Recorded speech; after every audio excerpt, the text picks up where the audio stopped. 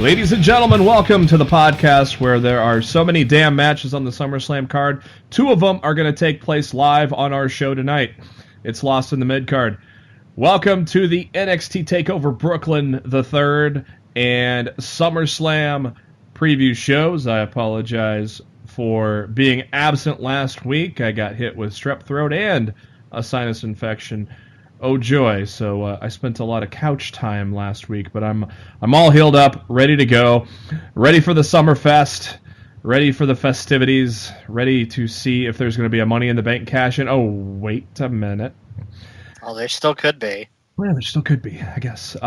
Thank you to SpiderDuck.net for being our host, enabling us to be on iTunes and any of your favorite podcasting apps. All you have to do is search for Lost in the Midcard, hit that subscribe button. That way you know every time a new episode comes your way, typically every Thursday and most Mondays after a WWE pay-per-view. And we're also subscribable on the YouTube if that's your flavor of choice, and the links to all that on our Facebook page, facebook.com/Lost in the Midcard. Go to the notes section and you'll find the links to our subscriptions there. We share a lot from the wrestling world as well on the Twitter. Make sure you follow us there at LITMC Podcast. I am your host, Jeremy Bennett. You can find me on the Twitter at JBHuskers. And as always, my co-host, he is on the Twitter at RawFShowtime. It is Mr. Matt Black. Matt, it's only been 2 weeks, but it seems like forever. How you doing? I'm doing. SummerSlam's a few days away. WWE's booking is as confusing as ever, and guess we get to talk about it tonight. And some of NXT's booking is kind of bleeding into the confusion, too. But it'll probably all make sense on Saturday, but will it make sense on Sunday? That's the question. Joining us for our big Takeover SummerSlam preview special, you know him on the Twitter at Trevor Osz, OSZ, the proprietor of SpiderDuck.net. Trevor, thanks for joining us this week. How you doing, man? I'm gonna steal Matt's answer and say I'm doing. You doing? Doing. It's a good way. It's a good way to be, my friend. Are you guys excited for the weekend? I think the matches will be good. Yeah, and 6 hours of television on Sunday before we end it all. So they're basically going WrestleMania on this. Did they do that last year too? 2 hours plus 4 on SummerSlam? Yeah, I'm pretty sure they did. Yeah, Vince is like, they'll love it. Yeah, not really. Shoot me now. Let's cover some headlines. Yeah, I'm not. Honest to God, I'm not looking forward to the length of SummerSlam. Between the pre-show, the event itself, and they're airing the Mae Young Classic bracketology right after SummerSlam's over. So it's just like, Jesus Christ, what are you doing? And then you got Monday Night Raw, and then you have the Mae Young Classic, and then you have SmackDown. That's not until August 28th. Oh, that's right. That's next. It's the week after SummerSlam thing. So I'm more excited for that than I am for SummerSlam. The Mae Young? Yes, so am I. Yeah. And I already know who's in the finals, and I'm still more excited about that tournament as a whole than I am about SummerSlam. Yeah, I don't know who's in the finals because I specifically avoided spoilers. Yeah, I avoided. Well, good for you, my friend. I could not. I avoided all spoilers as well. So Trevor and I could do a bracketology, and Matt can just sit there and grin at how wrong we are. But I would have no idea with the women here. Matt would have a lot better idea, but I just want to say my finals prediction was very close. Well, I will say that, and you guys probably don't even know what my finals prediction was, so that's not going to hurt anything. But my finals prediction was very close. Yeah, I had a better grasp on the cruiserweight tournament than I do with the Mae Young. I couldn't tell you if who's going to... I mean, I recognize a few names, but I mean, the fact that who's going to go on is... Yeah, I have no clue. So that's going to make it even more fun because I have no predictions, so to speak. It'll be cool to see a lot of the women, though. I'm a fan of half the field, and the other half of the field I get to learn about them. So it'll be very cool. Is that on demand on the 29th at any time, or do they not really release it until after Raw? Because I mean, I that's believe the it's 28th. 28th. Or I 28th? believe it's. Yeah, it's I Sunday. believe it's available. Period. okay. Yeah, I was gonna say. I mean, if we had to wait till No, I after mean, Raw, it's like what it is. It's the first. It's 28th. It's Monday. It's a Monday. They're gonna release like the entire first round, and then the following week on the 4th, they're going to release all the other matches, and then the week after that, in the 205 Live time slot, is going to be the finals live from Las Vegas in the same building. SmackDown's being done in that night. So when did they do the semifinal matches? When did they tape those? they did them all back to back. Oh, they did everything all together up until the Yeah, finals. they did everything. Oh, okay. Yeah, they did everything. They did everything to the finals in 2 nights. Very cool. So we will get in on that. Hopefully, get all of that in a couple weeks, so we can give you a little report here on that Thursday's episode. But before we get to that, we got a lot of stuff to cover on this week's edition of Lost the Midcard, and probably a lot to cover next week with the fallout of SummerSlam and Takeover. But first, we'll start with the big news of the week. It was announced on Monday that Ric Flair was hospitalized. Lots of reasons why he was hospitalized, but a lot of it was wrong. Initially thought it was heart-related issues. A lot of people took a message that Mean Gene Okerlund put on Facebook. I mean, obviously, Mean Gene didn't mean anything but intentionally to confuse anybody, just probably well wishes. But you would think, honestly, you would think Mean Gene, as well as his relationship is with Flair, you would, if Mean Gene said something, you just took it as gospel. yeah. So I mean, I don't blame anybody who took Mean Gene's answer and like ran with it as fact, because I would have done the same thing. Yeah. And he had surgery on Tuesday, I believe, or was it Monday or Tuesday? I can't remember now. But it was, I believe, it was in a coma. I think it was Monday because they mentioned it on Raw. Yeah, he was in a medically induced coma on Monday in advance for surgery. Flair's fiance posted on Facebook today that it was related to he had some abdominal pain and it affected multiple organs, but no other specific information on that. But Flair had surgery on Monday, resting comfortably in the in Atlanta hospital. And so right now he's still listed in critical condition, and hopefully all of us here wish the Nature Boy well. Hopefully he'll be able to recuperate, get well as fast as possible, and hopefully whatever they brought him in to the hospital for, they got it fixed in time, and so that Flair's able to recuperate from that. And obviously, Flair means a lot to everybody in the professional world and professional fans in general. Lots of tweets and lots of messages. Charlotte went on Instagram, thanked everybody for all the prayers and thoughts and calls and texts in regards to that. Everybody from Seth Rollins to Hulk Hogan posting their well wishes for the Nature Boy as well. So hopefully Nate gets better soon.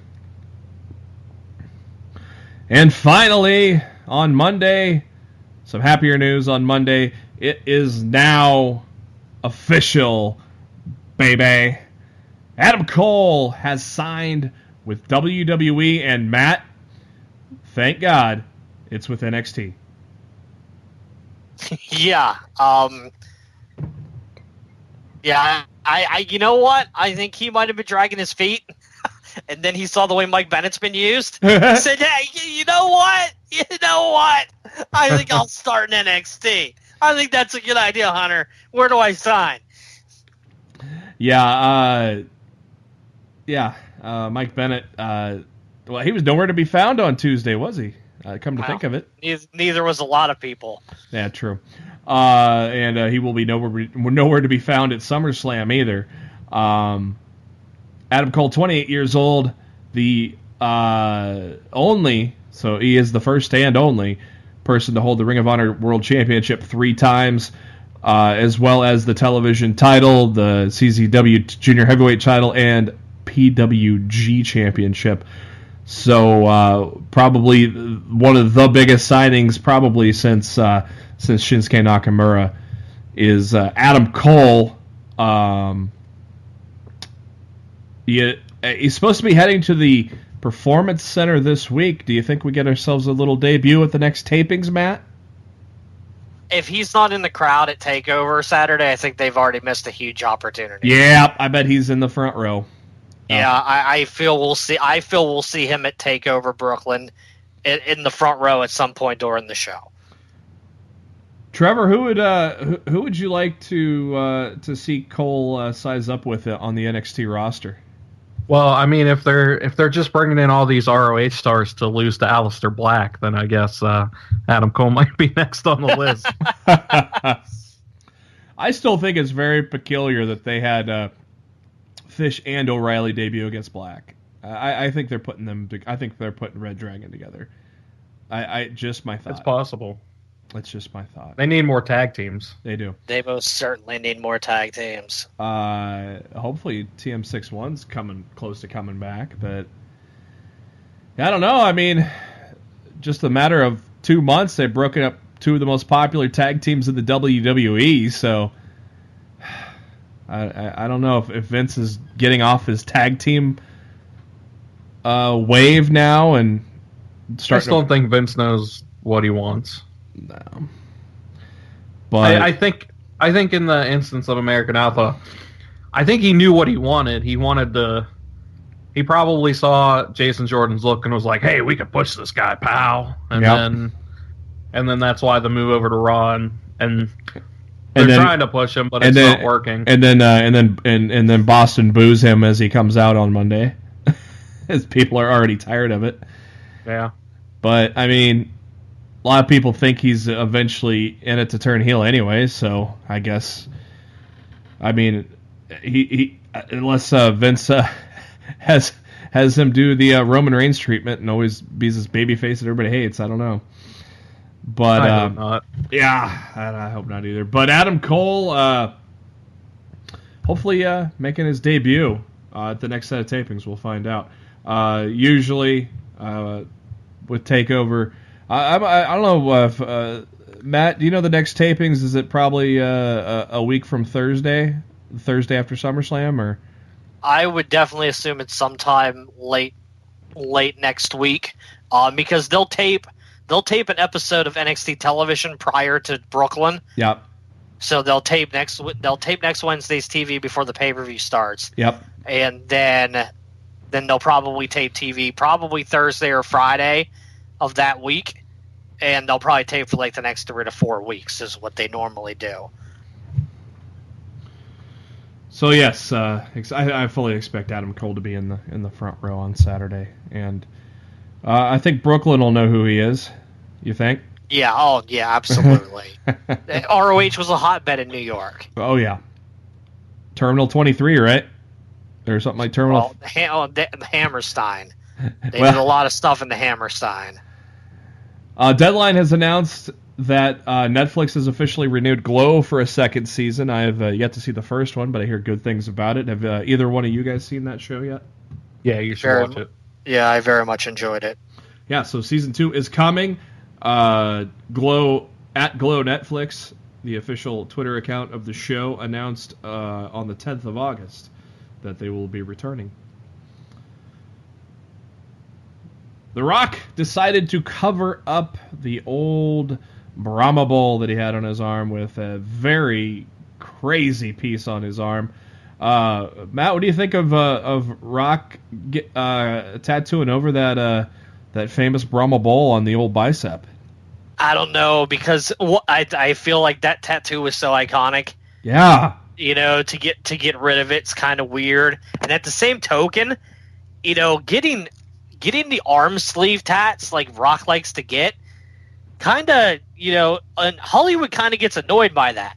Because if they don't want the tats in the movie, they gotta do the CGI, like the makeup paint and stuff over it, and the CGI, and just another arm sleeve tattoo that they need to work with. I'm sure Hollywood wasn't too thrilled with this decision either. I'm sure Hollywood doesn't care that Rock makes some money. So I was gonna say, at this point, The Rock prints money, so I'm sure he can do whatever the fuck he wants. Yeah, he didn't really print money with Baywatch, but I enjoyed it. I had no desire to see that. I thought it was funny. Jumanji comes out around Christmas. That's his next one, I think. So, what'd you think about The Rock covering up that tat, Trevor? I'm kind of on the fence too.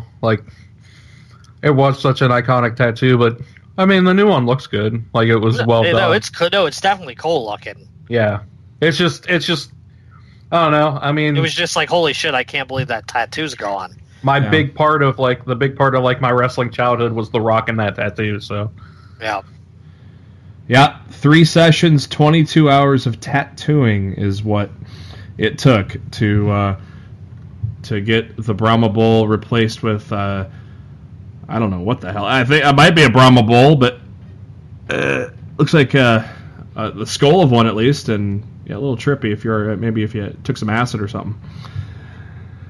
Ratings for the week. Impact Wrestling stayed steady at 277,000. They have yet to hit 300,000 for the past month. I don't know about you guys, but it seems like everything I hear about Global Force Wrestling is bad news. Because I don't know if you guys heard, but the television tapings are this week. I think they start tomorrow. They're going to tape all the way up to Bound for Glory. Bound for fucking Glory in November. In November. You're taping 3 fucking months of television. Yep. And Tyrus announced on his social media that he's not going to be at the tapings this week because he's not being treated right. He's being treated like a second-class citizen and not being used the way he should be. And says he's been playing phone tag with Global Force Wrestling officials. I mean, have you heard a good thing about Global Force Wrestling officials since they took over? No. Ask Rebby Hardy about that one, right? Yeah, everything's just been poorly managed. You can tell. I mean, there's so many people leaving that company. You can definitely tell. And somehow Moose decides to re-sign with them. Yeah, but they probably offered Moose a cherry deal, I'm sure. Yeah, and let's just, since we're talking about Global Force, let's just go right into it. Alberto El Patron is stripped of the Global Force Championship after their internal investigation, and Patron still remains suspended. Not likely to be at the tapings either, so that means he's not going to be on TV for 3 months. Man, it was such a stupid fucking decision to do that. Look, I know Alberto went on Instagram or whatever. I don't believe a word that comes out of his mouth. That's what I like. It's either one of two things. You talking about when he went? You talking about when Alberto went on Instagram and was all cordial about the company suspending him and stuff? Yeah. He went on Instagram. No, he went on Instagram and said that it was his idea. Was his idea? Oh, yeah. He also went on interviews saying, "I respect Global Force's decision," and blah blah blah. And apparently, Global Force said it's a pattern of these kind of behaviors is what led them to strip him of the title and to keep him suspended. Matt, are you buying the pattern of behavior, or are you buying they don't want to pay him? I'm buying that they don't want to pay him. He's the highest paid he's the highest paid person in their company, and they're Anthem as a company is bleeding money now. They're questioning why the hell they didn't just let Billy Corgan buy this company to begin with. And they're trying to cost cut wherever they can. They noticed Del Rio isn't moving the meter in terms of TV ratings. So they're just going to hopefully keep him suspended and not have to pay the dude. And if they keep him suspended through these TV tapings, they don't have to pay this motherfucker again until November if they ever bring him back at all. Yep. So, it's just this company can't get out of its own way. And I don't know if I've said this with Trevor on the show, but as bad as we all thought Dixie Carter was running this company, and we all thought that it couldn't get any worse, it got worse. Yeah, didn't we say Dixie Carter was not nearly as bad as we all thought she was? Matt, didn't we say like a couple of weeks ago that we would even bring Dixie onto the show to apologize to her? I would have Dixie Carter on Lost in the Midcard to personally apologize for all the things I've said about her, because clearly it wasn't her fault. Nope. Well, not because the things are even worse now without her. No. Than they were with her there. So she what? clearly wasn't as bad as I thought she was. I think we can all say that it was probably a good thing that she ousted Jeff Jarrett in the first place. Yup. Yeah. Absolutely. And we all thought that was a terrible idea. When she did it, and I'm like, why the hell would you do that? It's so stupid. I totally see why you did it now. Yeah. Hindsight's 2020. That that Instagram post from El Patron was, my company, Impact, and I, see, he doesn't even know the company's name, have come to an agreement that it's best for both parties if I'm stripped of the championship. I came up with a suggestion just to show that Impact doesn't have favorites, that everyone gets treated the same. Apologies to fans and my brothers and sisters in the company, even though I came out all clear, meaning the Orlando Police Department cleared him of any wrongdoing. It was still a scandal, so thanks for your support. Let's move forward positively. One day I hope to be your champ again in Ring of Honor. No, he didn't say that. One day I hope to see a drunken Alberto rant on Twitter about TNA. Oh, man, yeah. My guess with the tapings, I think they start tomorrow and go all the way to Sunday. My guess is the beneficiary of all of this is going to be Moose. I think they're going to go get a new guy in the title picture. I think eventually Moose is going to become the champion. He just lost the Grand Championship on television to EC3 a couple weeks ago. So I think Moose is going to be the direction they go in with this company, because, well, he re-signed with them for one, and for two, he's a fan favorite. So well, you mean you don't think it's going to be Tyrus? Yeah. Considering he's not going to be at the tapings, yeah, I don't think Tyrus is going to be involved in it. I will shake my head if it's going to be just the same old main event picture with. I have a terrible feeling, like they're not even going to crown a world champion at these tapings. Like they're going to do. You remember that stupid shit back in the day? With Hardy. The Bound for Gold. Oh yeah. Series that they would do with the ranking points and shit to determine who would get the title shot at Bound for Glory. Yeah, that was with Hardy. The round robin tournament. Yeah. I bet you they do something like this on these set of tapings with the two people winning the Bound for Gold series will square up for the championship at November's Bound for Glory pay-per-view. I would not even slightly put that out of the realm of possibility that that's what they're going to do. And the funny thing is, another one of their top stars wants to leave too. Bobby Lashley. He wants to do MMA. So don't expect him to be around much longer, I don't think. I don't know, because they've been acknowledging that on Impact. Oh, have they? Like they've turned that into a storyline. So I don't really think that's real. It's because he called out Lesnar this week, and so that's going to get Impact press. So yeah, but dude, they've been doing it for weeks. They've been going to like Bobby Lashley's MMA gym Oh, really? And his gym trainer's like, oh, you shouldn't be doing both. And King Mo's like, oh, no, he could totally do both. And I'm just like, this is totally a fucking storyline. Yeah. So I'm not sure if you know, Trevor, but I don't have Pop anymore, so I don't get to watch Impact, and I'm sad. You're sad because you also don't get to watch Big Brother After Dark, I know. I know. That's the number one reason. But I have CBS All Access, so... I don't think you really need to watch Impact because, I mean, honestly, I haven't watched it in so long that it's freeing. I can get through an episode on DVR in like 10 minutes. I tell Matt, I go, I read through the PW Insider recap, and I'm like, well, I didn't miss anything. So there's nothing in there that says, oh my God, I want to tune in, unless they push Eli Drake. Dummy, yeah. And they're not. No, he's like second fiddle to Chris Masters right now.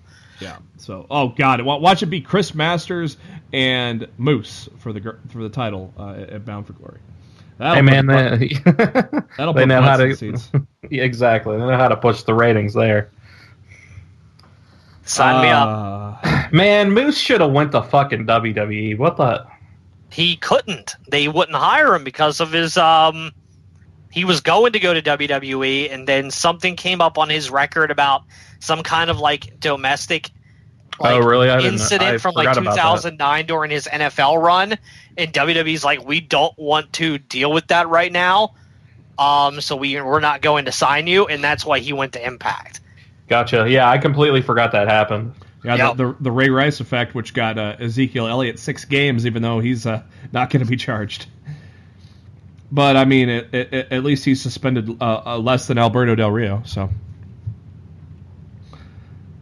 Monday Night Raw this week, ratings basically staying the same. Notable difference though is Hour 3, where last week it was almost 3.15 million. This week it dipped below 3 million. So even though we all knew the 4 competitors of the Universal Championship match were going to be closing the show on Raw, it did not spike up the ratings for Raw in the final hour, but a very solid 3.4 million in hour number 1. SmackDown also a decrease, a little bigger decrease though, down nearly 50,000 to 2.53 million on Tuesday. Triple H was interviewed by CBS Sports concerning the online rumors that Ronda Rousey was training for a WWE debut. About Rousey attending the Mae Young Classic, Triple H said, I don't know that I ever once looked out at the crowd and saw her without an ear-to-ear grin on her face. She was like a little kid. After every break, I would talk to her, and it seemed like she was just like a little kid. What that means, I'm unsure. What that means down the line, I think she's unsure. But as to whether she's training to appear in the WWE, Triple H said, I think she's in a transition period in her life and in a great place. I think she's getting married soon or something. Look, she's got a lot going on, but I'm all about creating opportunities. That's what the Mae Young Classic is all about, creating opportunities for these women that they've never had before. If Ronda Rousey wants that opportunity, I'm happy to talk to her about it. Trevor, will we see Ronda Rousey as a full-time performer in the WWE ever? I don't know. I mean, I don't know what she wants out of, like, whether she would want to be a full-time wrestler. But I mean, there are rumors that Brian Kendrick has been training Ronda. I don't know if that's an actual factual rumor, but that's what I've heard. Well, she's obviously got entertainment deals and such. Maybe a Brock Lesnar type deal is possible. Possibly, if they think that she'll bring in, that type of audience. Oh, I think she would. Matt, what do you think about Rousey possibly coming to the WWE for a run? Look, if it's gonna happen, Triple H ain't gonna show his hand right now. No, and he's gonna give the exact answer that he gave. Can I see it happening? Absolutely. Can I see her doing it full time? Probably not. but I could totally see her as a part-time act, like a Brock Lesnar or whatever. Yeah. So. Yeah, I don't think she would be brought in for a one and done. I know she has a lot of love for the sport, for the business. So, yeah, I think a Brock Lesnar kind of deal would be feasible. This year's 2017 G1 Climax winner is Tetsuya Naito. He defeated Kenny Omega to win the tournament a few days back. Trevor, what are your thoughts on Naito defeating Omega in the finals? Just give Naito some goddamn water already. The man's dehydrated. Look at him. No, Naito's awesome. Was this what you expected, or? It doesn't surprise me. I mean, look, like, I like New Japan, but New Japan's booking is, like, super predictable. Yeah.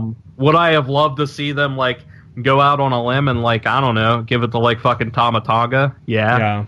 But they never did it with, like, Carl Anderson. No. So even though he came close a couple times, so it's like, you know, it's one of those things where, like, you kind of know where New Japan's gonna end up, and at this point, it's either gonna be Omega, Naito, or which is what I think is gonna happen. Yeah. So, you know, they're very predictable, unfortunately. Yeah, I thought maybe Ibushi would break through and take on Omega. I didn't think there was a chance. No, not yet. Yeah. So, Naito, the 2017 G1 Climax tournament winner.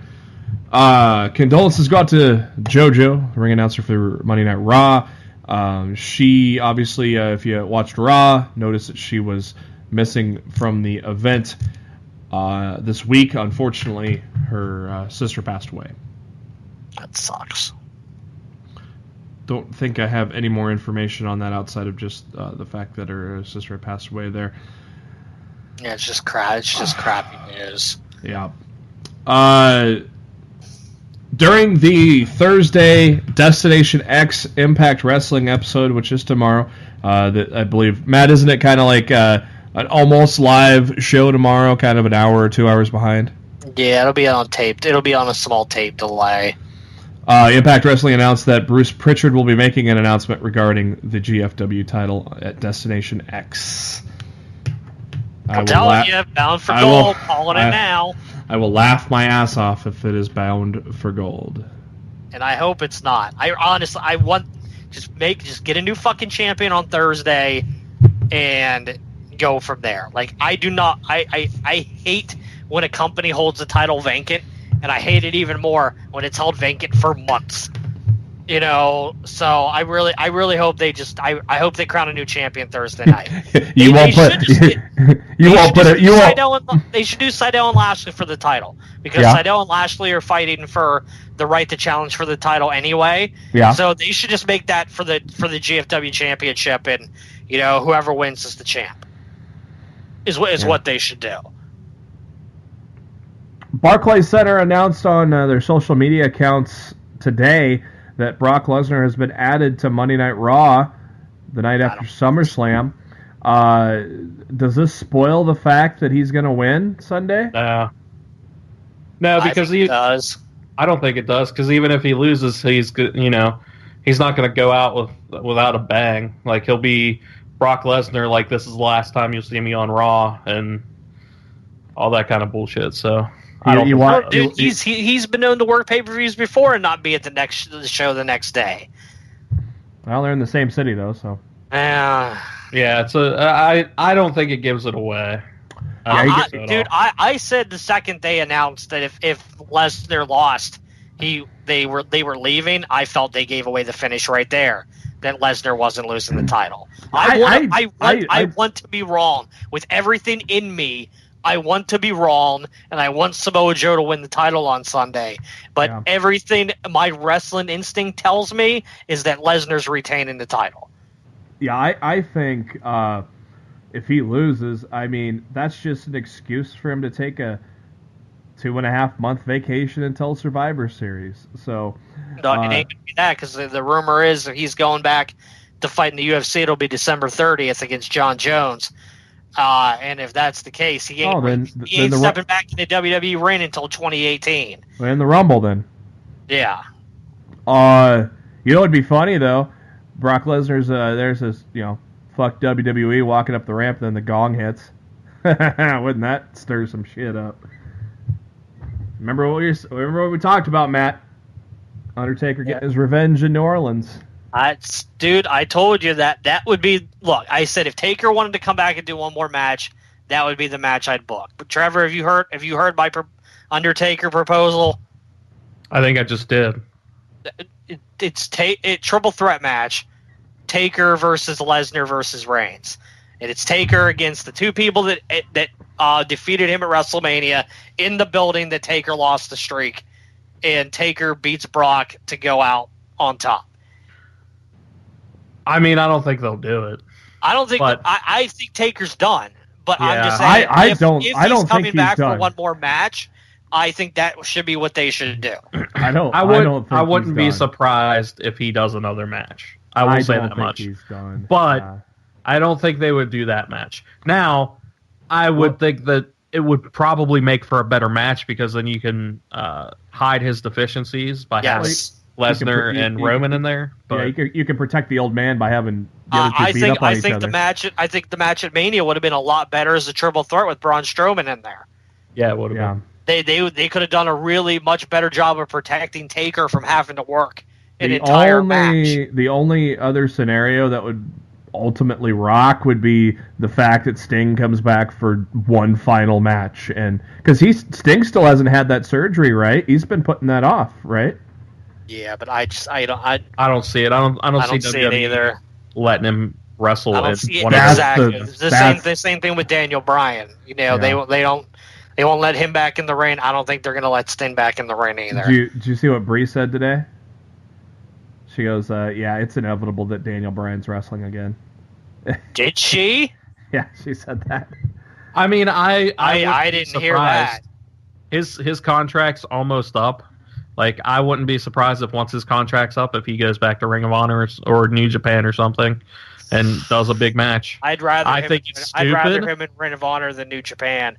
Yeah, I agree. New Japan's a different level of intensity. Physicality, I mean, Ring of Honor's high, but it ain't as high as New Japan. Like, I'd be terrified to see like Daniel Bryan go to New Japan and wrestle like Okada or Omega or something. That would scare the hell out of me. Yeah, I don't know. I don't know what he's going to do, but it would not surprise me one bit.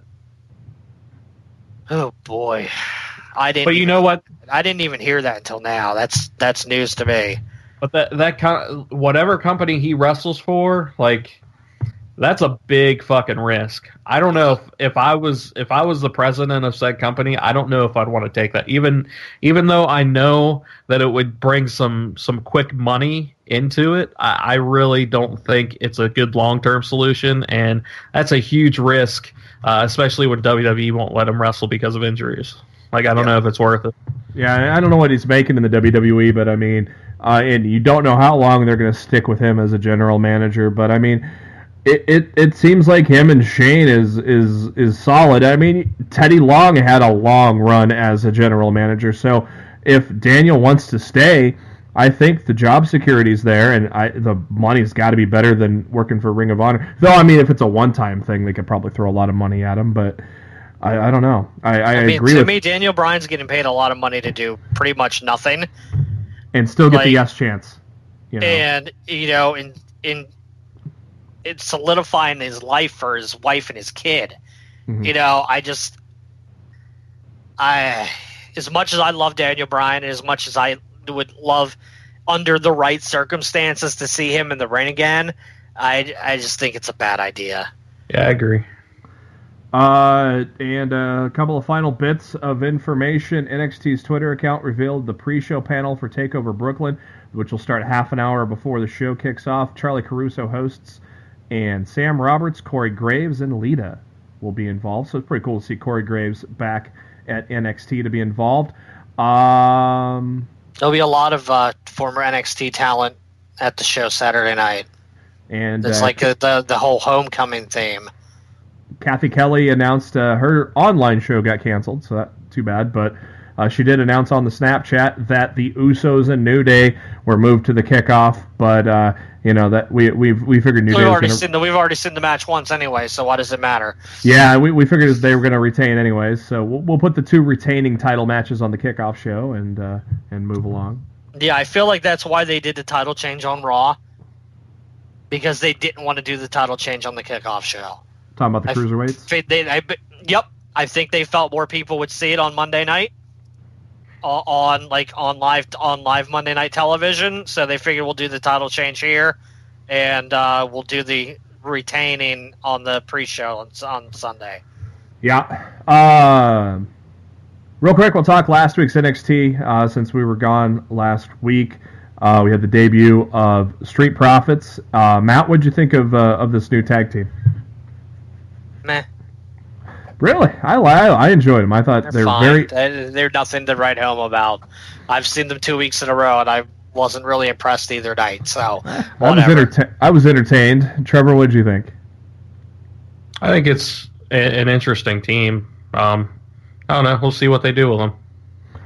Orty Loken and Danny Burch Part 2 was badass. What the hell are they going to do for number 3? First guy to... I don't think they're going to do a number 3. I think they're going to become a tag team. Really? That would be cool. Yeah, that's what the ending of that match read to me. I think they're going to become a tag team.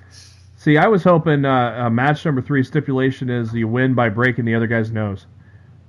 Will you stop? Well, Orny already have a 1-up on that one. He's got a few of those. That would be cool to have them guys as a tag team. And Andrade Cien Almas defeated No Way Jose. And after the match, Selena Vega got on the mic and said that Almas deserves a spotlight. And what is the biggest spotlight in NXT? It is Takeover Brooklyn. And says NXT's Golden Boy is looking for an opponent. He's got one in Johnny Gargano. Trevor, do you think the addition of Vega with Almas kind of helps propel him in his NXT career? Yeah, I think so. I think she's a really good performer, so I'm surprised they don't have her in a wrestling role. But maybe they will in the future. I don't know. But Matt, what are your thoughts on Vega so far? Her couple weeks on TV there. I agree with Trevor. I think she should be in a reign and not a manager. But if that's the role they want to start her in, that's fine.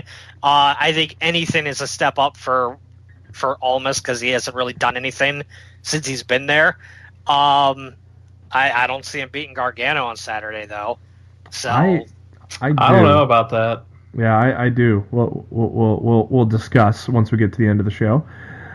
This week's NXT kicked off with a table, microphone, some contracts. So it's time for William Regal to have a contract signing with Ember Moon and Asuka.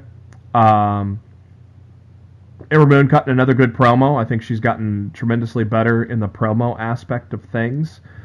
Asuka yelling something in Japanese to Ember as they stare each other down and go to commercial.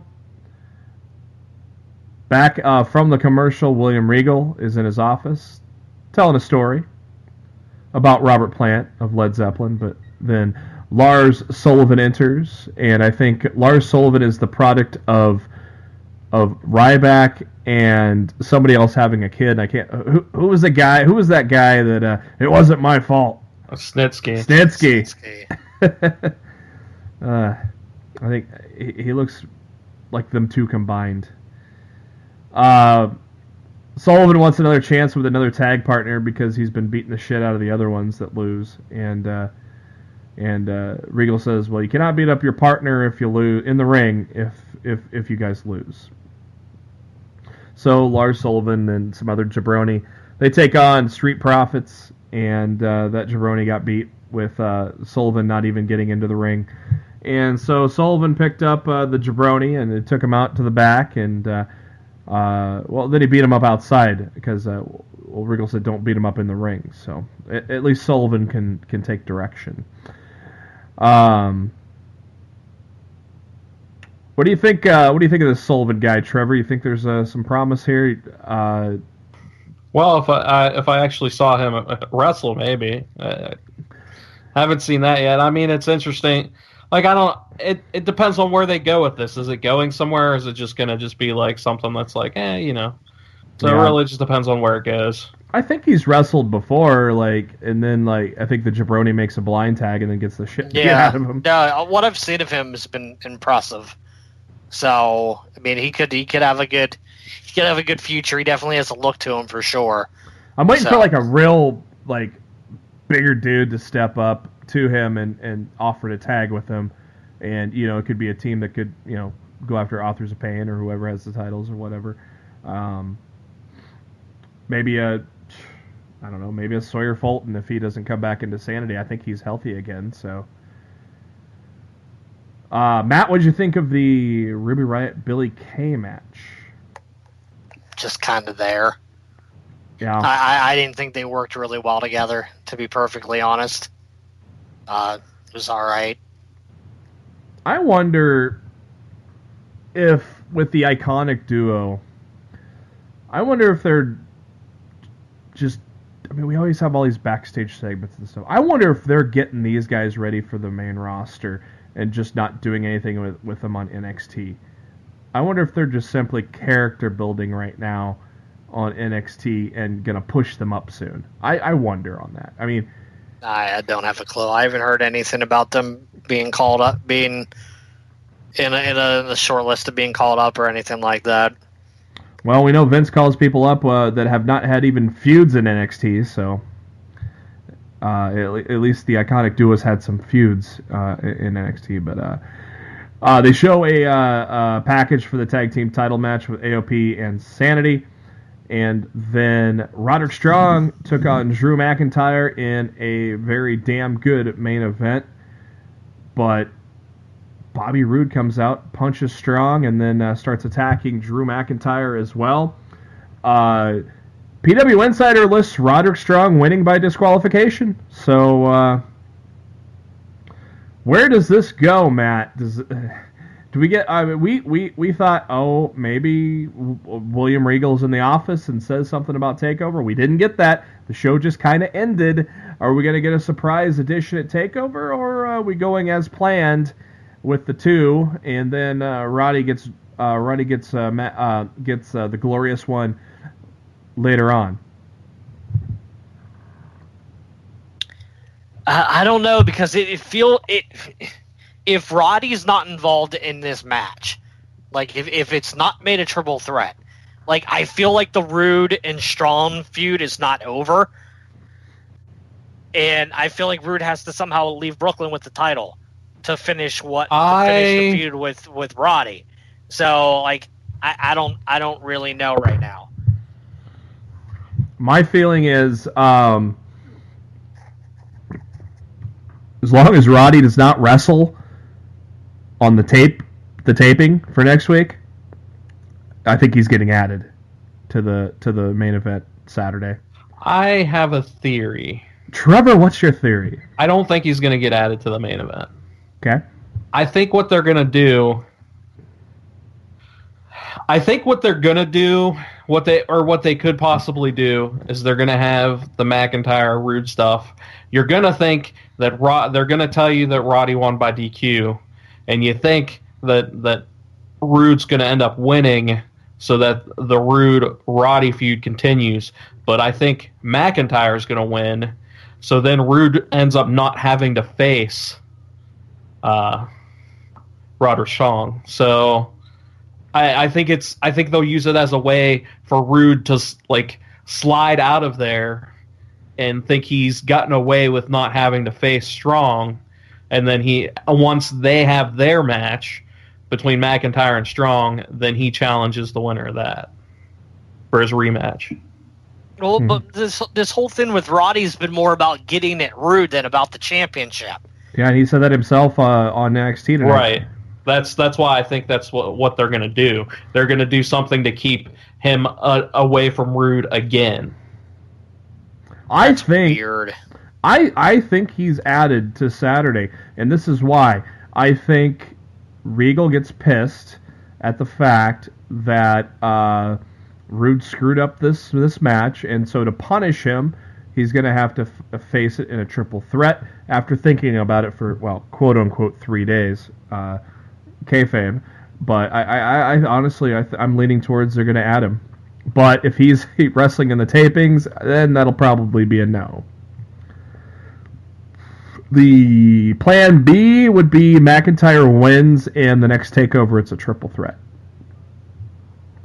That would be my other guess. That's also possible. Where that's another way for Regal to punish Roode is he doesn't get a one-on-one rematch. He has to do it inside a triple threat. But yeah, I don't know. We'll cover our NXT Takeover Brooklyn predictions here at the end of the show. But now it's time to go to Monday Night Raw.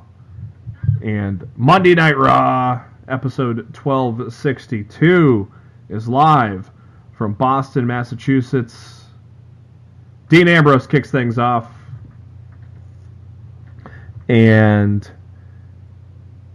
talks about how people are wondering what's going on with Ambrose and Seth Rollins as they keep leaving each other hanging on the fist bump. And so he's wondering the same too, and calls out Rollins. And it's time to burn it down as Seth Rollins enters the ring. Rollins says if they would team up again, they would run this place. And Rollins says if Ambrose is willing to put the past in the past, then he's done playing games, and puts his fist out for the Shield salute. Crowd going absolutely nuts for it. Ambrose turns his back, yells, "You got to be kidding me!" and says, after last week he did it and Rollins left, and at that point Ambrose thought he could trust Rollins, but now maybe he can't. And Rollins says, "Well, sometimes I can't even trust myself," and said, "Maybe this isn't going to work. Maybe it's a stupid idea." And Rollins said maybe their differences are why they work so well together. And says when they fight with each other, there's nobody that can touch them. And Rollins says maybe too much has happened. He's done playing games, and he was going to leave. But Dean turns around, and Dean sticks out the fist. Rollins looks at it, and no, he says he's not having any of it.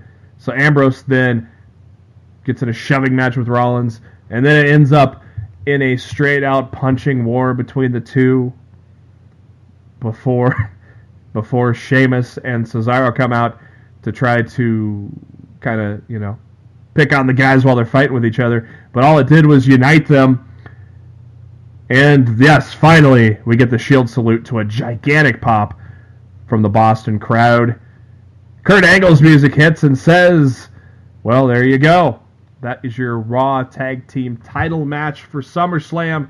Dean Ambrose, Seth Rollins, Sheamus, and Cesaro. I thought this was a tremendous way to kick off Raw. Loved the segment. It got huge pops from the crowd. Some of the loudest pops I've probably witnessed in a while. Matt, what were your thoughts on the opening of Raw? Yeah, it was a great open to the show. Definitely started things off hot, and definitely makes you look forward to the tag match this Sunday. Like, I don't really know why Seth and Dean deserve a tag team title shot, but whatever. Well, they've been feuding with them, so I guess that's why they get it. I don't know. Yeah, it is weird because what are we doing with the Hardys, Gallows, and Anderson right now for Sunday? Yeah. I think that was supposed to be a triple threat tag match at SummerSlam, but then it was going to be the Hardys and the Revival. Oh, was it going to be just a? Yeah, and then I think, it's weird that the Miz doesn't have a match.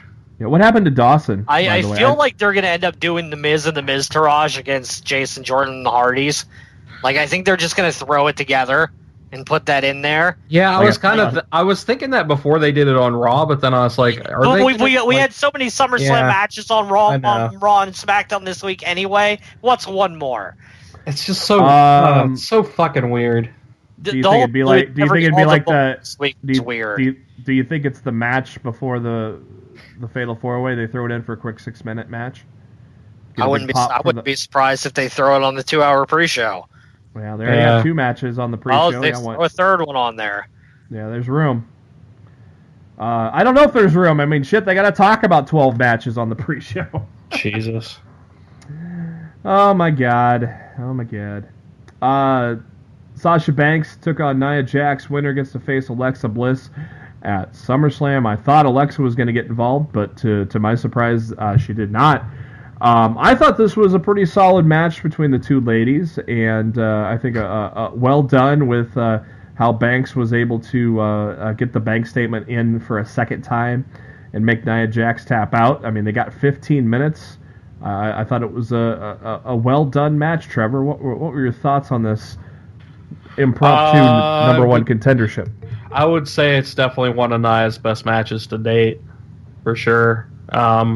I think over time she's going to get better, and I think we're seeing that. I think we're seeing her potential, and I like that they're not putting her in the title picture yet. I like that they're teasing what's she going to do when she actually gets that shot.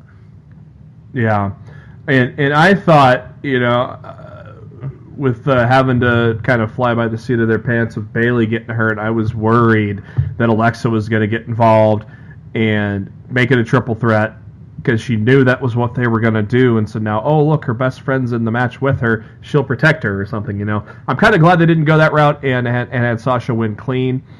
So I'm kind of happy they went with that. Matt, what were your thoughts on a 15-minute women's match on Raw, which we don't see that often? Yeah, I would definitely agree with Trevor when I say it was probably her best match to date. Nia's.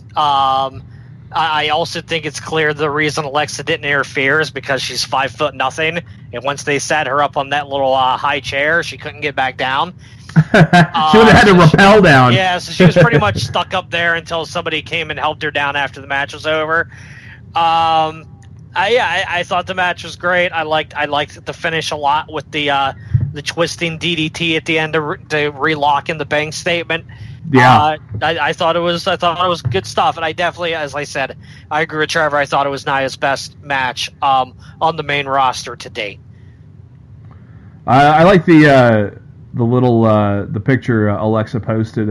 Her and Braun Strowman and Big Cass went to Yankee Stadium. They presented Aaron Judge with the WWE title, and I loved Alexa's Yankee jersey. It had the number 5, and then the name was Feet of Fury. I thought that was pretty unique. Kurt Angle is in his office. Well, he was watching the women's match and saying SummerSlam is going to be amazing, and the Hardy Boyz show up, and Angle told him that Dawson has a bicep injury.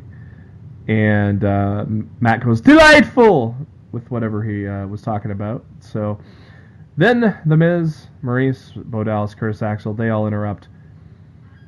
And then he asks Angle what he's going to do about Brock Lesnar attacking them last week. Angle said, I'm not going to do anything. And Angle said, Curtis Axel is going to take on Jason Jordan. And Miz said, Axel won't face Jordan because I'm going to. And Angle said, that's great. Jordan will like that. And then a referee shows up and says something's happened with Finn Balor and Bray Wyatt. And so Angle darts out. They go to commercial. They come back, and Balor and Wyatt are brawling backstage. The agents break it up. Angle said, wait for SummerSlam, but the guys kept fighting. And Angle said, all right, fuck it. You guys have a match tonight. He did not say that. Oh, okay. I heard it. It was on You heard TV. it? Yeah. You heard him say fuck it? Okay. Then I wasn't crazy. The Great Elias doing his own his weekly concert series, this time for the crowd in Boston, when R-Truth interrupted, and the match didn't even get started as Elias attacked R-Truth while he was rapping and hits the drift away. So that'll be your below the mid-card feud for the next couple of weeks on Raw, I'm assuming. They lower the shark cage. Apparently Vince has a boner for a shark cage because this is the third time we've seen it. Dude, they got that shark cage playset they gotta sell, man. Yep, that's exactly what it is. The Mattel playset. They need to move the product, and that's why they keep using the gimmick. That's all it is. Big Cass makes his entrance. I don't know if it was last week they debuted the new theme music, or they decided, but it might have been a couple of weeks ago. But do you like this new theme music better, Matt? It still sucks, but it's better than what it was when it debuted. Hopefully Jason Jordan gets the same treatment soon. Yeah, no kidding. Maybe that's why Boston booed him. I don't know. That music I mean, sucks, that's one dude. of many reasons. No No offense to Jason Jordan. I mean, he's a good wrestler, but You're not impressed with this whole storyline, huh? Not really. No. I think. Do you think it would have knocked it out of the park if it was Gable? Yeah, because I think Gable's more charismatic. Yeah. So exactly. I mean, like I said, I mean no offense to Jason Jordan, he's a very good wrestler, but I think he needs another person there to elevate his game. He needs to be in a tag team. So I don't know if maybe he can overcome that. I mean, we've seen it happen before where guys you didn't think were going to do it did it, but right now it's not looking great.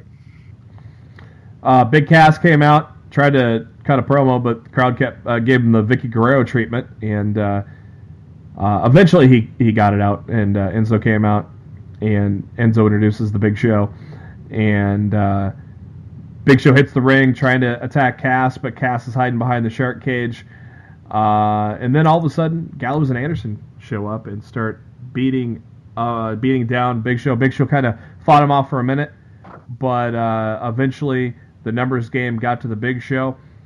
Gallows ties up Big Show's wrist to the cage, and wondering why they did that. I was wondering if they were just going to raise the cage with him tied to it. I was like, what are they doing? But it made sense in the end. They set up the KO punching hand of Big Show's in the door of the cage, and Cass slammed the door shut on that fist. I thought it was a pretty cool attack, Matt. And maybe it was a way to get another match off of the card. I don't know. But I honestly don't think this is a SummerSlam worthy feud. I mean, I think the match is going to be good. Don't get me wrong there, but I think it's a Raw feud, Matt. But what'd you think of the progression and Cass taking the chicken shit way by hiring a couple guys and slamming the door on the fist? No, I thought the whole segment sucked, and this will be the match I guarantee you I will not watch 1 minute of on Sunday. You got to poop during this match. That's what Matt says. That's Matt's advice to you guys. Food break, bathroom break, whatever you want to call it. I'm not watching this match. This match also supposed to be at SummerSlam, but got bumped into Raw. Neville Akira Tozawa for the Cruiserweight Championship, and I thought this was a very, very solid match. They gave him 11 minutes, which was great as well. Tozawa continuing to try to set up for the senton, and finally hit it, got the pinfall, and your new Cruiserweight Champion, Akira Tozawa. Trevor, what did you think of the title change in the match? I mean, the match was really good. It made both guys stay strong. It's just fucking weird that it happened now and not SummerSlam. I think you might be right where they just didn't want to do the title change on SummerSlam and more people would see it on Raw, but it's still fucking weird. I think they figured, well, we have this match scheduled for the kickoff. We don't want to do a title change on a kickoff if we don't have to. So let's do it on Raw where more eyes will see it, and we'll just have Tozawa retain the title on the kickoff show, and then we'll move him on to another feud afterwards. That's the way I'm thinking they chose to do it. So do you think 205 Live's in trouble? Do you think the Cruiserweight division's in trouble? I don't think the Cruiserweight division's in trouble, but the future of 205 Live in general might be. There were a lot of prime seats empty for the start of 205 Live. I don't know if they filled back up at the end, but I know it's a lot. They need to start filming that shit before SmackDown and not after. Well, Matt suggested Matt said Full Sail. Move it. I don't know if it's Matt said it or I said it, but one of us said bring it to Full Sail. I don't think that would be cost effective. I think the reason it's with SmackDown is because of the cost of production. Yeah. If you got to keep it with SmackDown, I agree. You move it. You do the tape delay. You do TNA. TNA says Impact's live tomorrow, but damn well they taped it 2 hours earlier. You tape it before SmackDown and you air it as 205 Live at 10 o'clock. Yeah. No one's gonna say shit. It does not matter if that event is live or not. It And really doesn't. And while it sucks, no, exactly. And while it sucks that the cruiserweight division's getting the shaft to get into the pay-per-view, they are. It's a great division, great match. We see great matches. I mean, how many great main events have we seen in the past 2 months? It's a good way to warm up the crowd before SmackDown Live. The crowd will probably be more invested.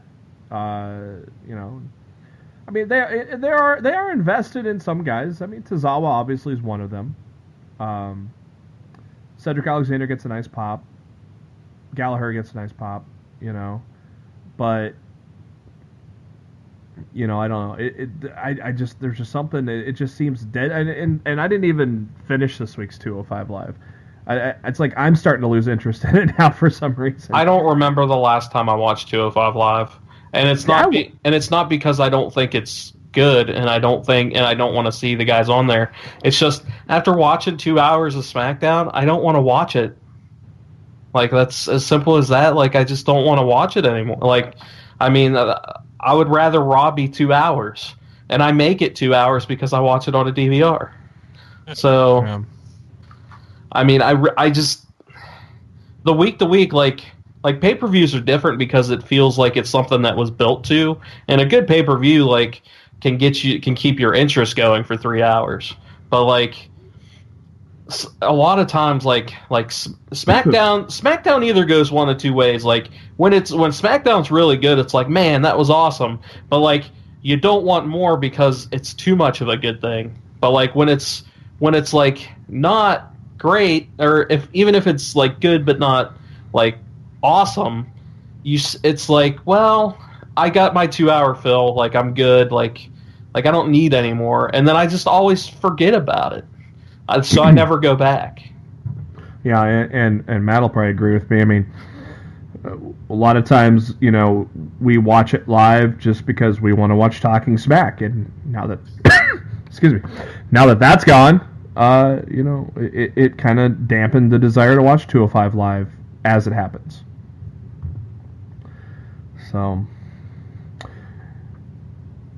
Big Show is being looked at by doctors. Doctors say Show has a broken hand, and Big Show says he's not going to miss SummerSlam, even though Enzo says that he should slow down a little bit.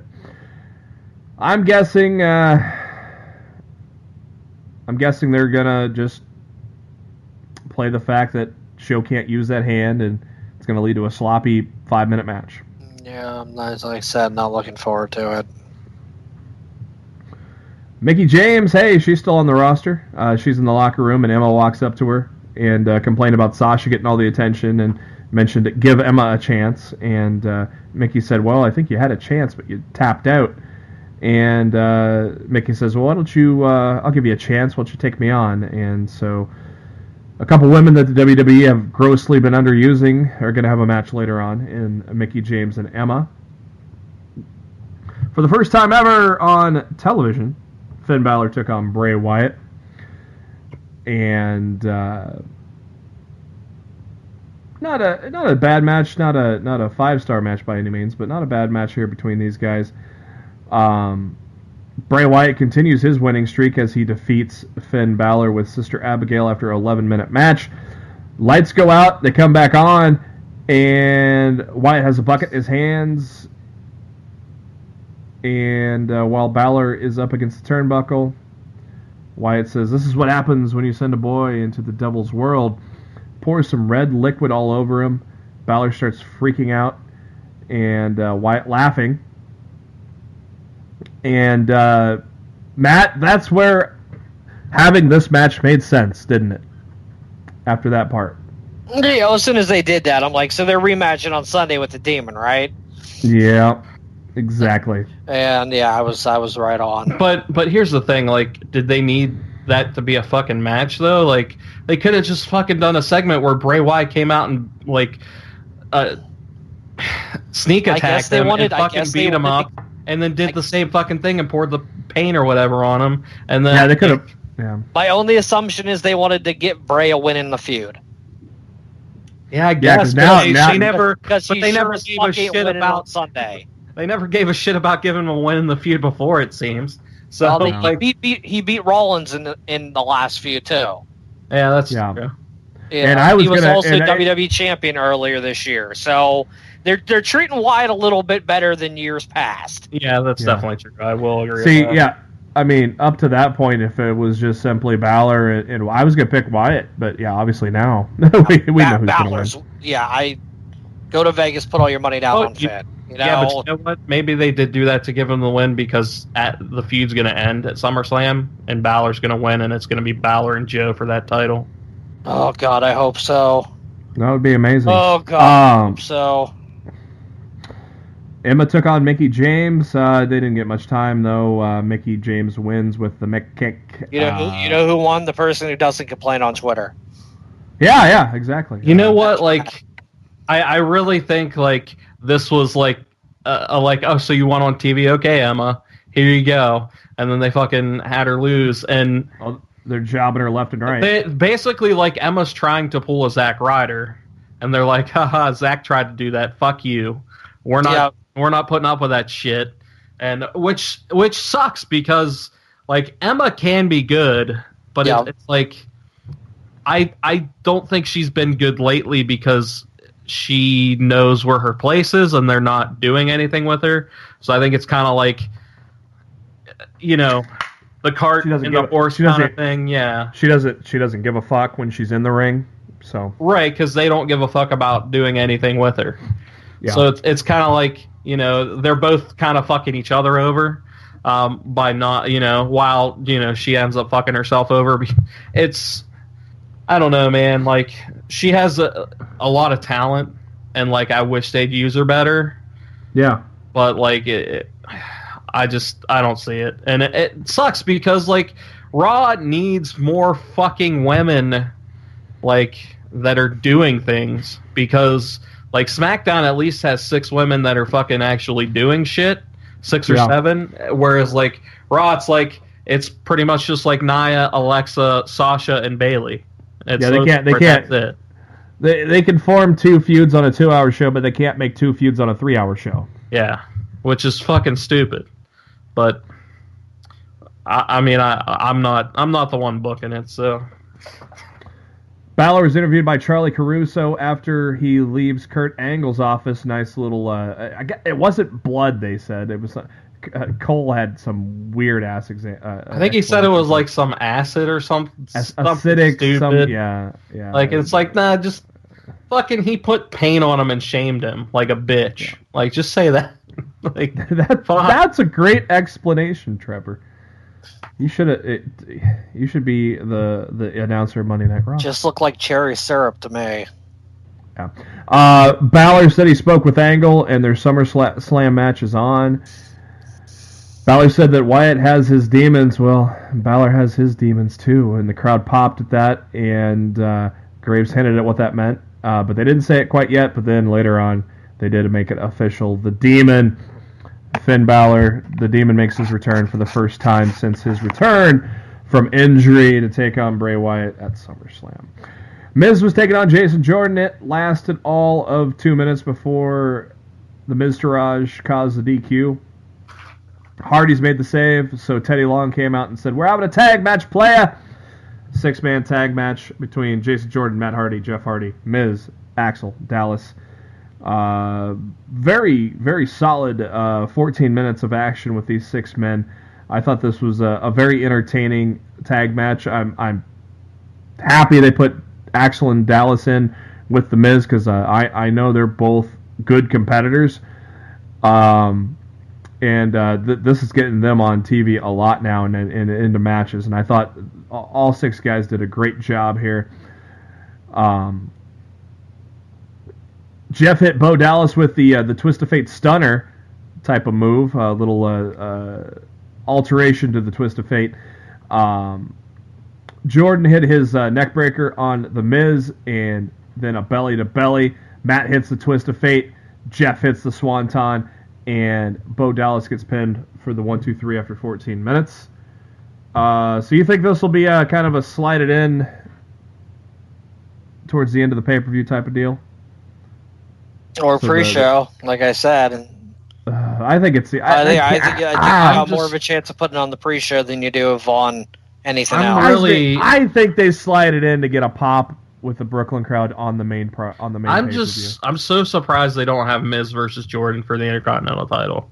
It's just going that way because I think they've already realized that the fans are rejecting Jordan, and that's rushing him right into a title match was probably a bad idea. Yep.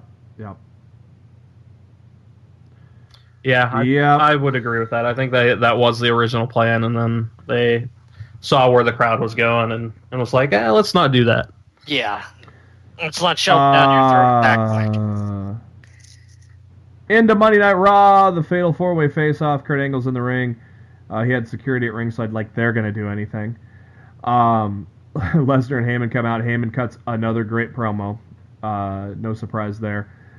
And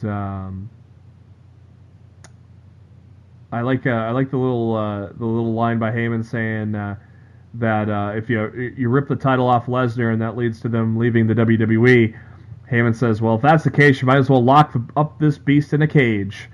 I wonder if that cage is in the shape of an octagon, Matt. Mm-hmm. Great promo by Heyman. Joe comes out, cuts, says like one line before Strowman comes out, and then Reigns hits Joe with a spear. Strowman hits Reigns with a running power slam, and that basically Joe and Reigns disappeared for the rest of the segment. Then we had basically the big stare down between Strowman and Lesnar with security not doing shit. Then the locker room came out to separate them. And that ended the show. Matt, I know what your thoughts are, so we'll get to you in just a minute. But Trevor, what did you think of the closing segment of Monday Night Raw? I mean, it was exactly what you expected it to be. I didn't really I mean, at this point, you know what the match is, and you're either sold or you're not. So I don't think this did anything to hurt or help. The selling point here. I just think it was just a segment that they felt they had to do because the pay-per-view's on Sunday. Matt, go ahead and tell me what you told me on Twitter, what you thought about that segment and what it made two people look like. I thought it made Roman Reigns and Samoa Joe both look like second-class citizens and were absolutely unimportant as far as this match Sunday went. I didn't think it did any favors for either of those guys. And I thought it was a poorly booked final segment of the show. Is this their way of kind of sneakily saying one of those two guys that you didn't see is going to win the title, or that had really no bearing? Like I said, I still think Lesnar's retaining. I want to be wrong, but I'm sticking with that Lesnar's leaving there with the title. Yeah, I'm leaning right now. I don't know. I will make a final decision when we get to predictions. SmackDown Live is in Providence, Rhode Island. They are at episode 938. And the show starts off with the Singh brothers introducing Jinder Mahal. Mahal says it's the Independence Day for the great nation of India. And it's time for a celebration. And they had a lady sing the national anthem of India. And then they had a little bit of a kind of a same type of Punjabi kind of dance celebration that they did when Jinder won the title on the SmackDown after that pay-per-view.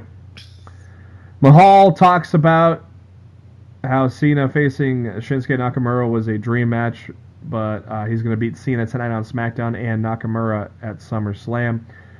And Nakamura comes out and interrupts Jinder Mahal. Huge ovation from the crowd.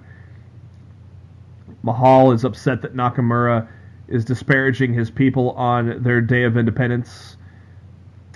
And Shinsuke said that today in Japan they commemorate those who died in war and pray for peace. And Nakamura said, Sunday, it's America, it's SummerSlam. And Nakamura is going to be the champion. So, cool stuff there from Nakamura. They say they tease later on that AJ Styles is going to apologize to Shane McMahon. Becky Lynch comes out, followed by Natalya, followed by Naomi's fancy glow entrance to join the fellas on commentary as Becky Lynch and Natalya take on each other in an 8-minute match just to put Natalya over as she prepares for the championship match at SummerSlam against Naomi. After the match, Natalya continued to attack Lynch, and then Naomi went and made the save, and Natalya bails to avoid a fight. Carmella's music hits, and she brags about how she's still got the briefcase. Think she's going to use it on Sunday, Matt? No, she's the only person that has a chance to use it on Sunday. Gee, I wonder why. We'll get to that in a minute, but there you go. Lana in the locker room, and Tamina's wondering why she doesn't have a match, and Lana's... I don't... Matt, do you get what they're doing with Lana and Tamina here? Sounds like they're slotting Lana back into the manager role. But she's going to be a manager for Tamina instead of Rusev. I don't fucking know. Maybe they're going to push Tamina. I don't know. But yeah, this is weird. I don't even want to think about it. My head hurts. Usos show up backstage, Daniel Bryan's office, and they asked Daniel what members of the New Day are they going to be facing at SummerSlam, and Bryan said Big E and Xavier Woods. Kofi Kingston will be in the corner. And Usos say, we want Kofi and Woods tonight. And Bryan says he can hook him up tonight with that. And then they had an awkward a fist bump chance, and then Bryan talks about how he loves the Usos and does some little silly dance there. So kind of funny stuff there from Daniel Bryan. Rusev enters the ring as he's going to rematch Chad Gable. Kind of a rematch of a great match from was that a week ago or 2 weeks ago, Matt? Rusev and Gable. What? Rusev 2 weeks and Gable. ago, I think. 2 weeks ago. This one didn't go too long before it was a double count out, basically just to put over the aggressive side of Rusev, and apparently the blind side. Yeah, and Rusev put Gable on the table in the Accolade, and then Rusev grabbed the microphone, and before he could really say much, out of nowhere, Randy Orton with an RKO. And I love those kind of RKOs where Randy just runs into the ring and you don't even see him on TV and drops one. We'll see if that affects our predictions going forward for SummerSlam. Trevor, did you enjoy the AJ, Kevin Owens, Shane McMahon apology segment where this time Owens strikes Shane McMahon? Do you like where they've been going with this leading up to the United States title match? I'll be honest, I fast-forwarded that segment. Ah! Didn't want to see it, huh? The storyline's been weird. Like, I don't think it's bad. Like, obviously I like Owens and AJ, and even Shane, but, like, I don't know. It's a weird story. It's just not grabbing me. Matt, what were your thoughts on the altercation? Yeah, I really could care less. I couldn't care less at all. I know the match is going to be good. I know Shane's going to somehow be involved in the finish, and it's going to lead to Shane and KO fighting afterwards. And I have no desire to see any storyline that involves bringing Shane McMahon back into the ring. So I don't care. Kofi and Xavier took on the Usos, and the Usos won after 8 minutes. And now that we know this match got moved to the pre-show, that's why the Usos got the win here on SmackDown. Because we know who's retaining. Fashion Peaks time. There's a picture of Razor Ramon and Fake Diesel. Fake Razor and Fake Diesel on the board in the office. Fandango's talking on the phone, saying he was probed and then said he was mentally probed after that. And Bree shows up in a blonde wig because he's, undercover. And Fandango had a space rock that was in his back pocket after the aliens dropped him off. And he threw the rock and said when he throws it, it's going to catch the culprits. Well, it hit the Ascension because, the Ascension are co-stars on Fashion Peaks. And Breezango was looking at the pie that they returned and found a note that said 2B in the pie. And Bree says it's happening again. And then the graphic said Breezango will return in 25 years, kind of making fun of Twin Peaks. And then said, nope, just kidding. They're going to return in 2 weeks. Matt, what'd you think of the season finale of Fashion Peaks, so to speak? I guess they had to wrap it up, and they're still not really sure what they want to do with it, so they're not going to be involved in SummerSlam, so they're giving it a little bit of time off until they bring the segments back. I'm okay with that. Did you like, we didn't talk about it since I was sick last week, but did you like the Arn Anderson cameo? That was weird.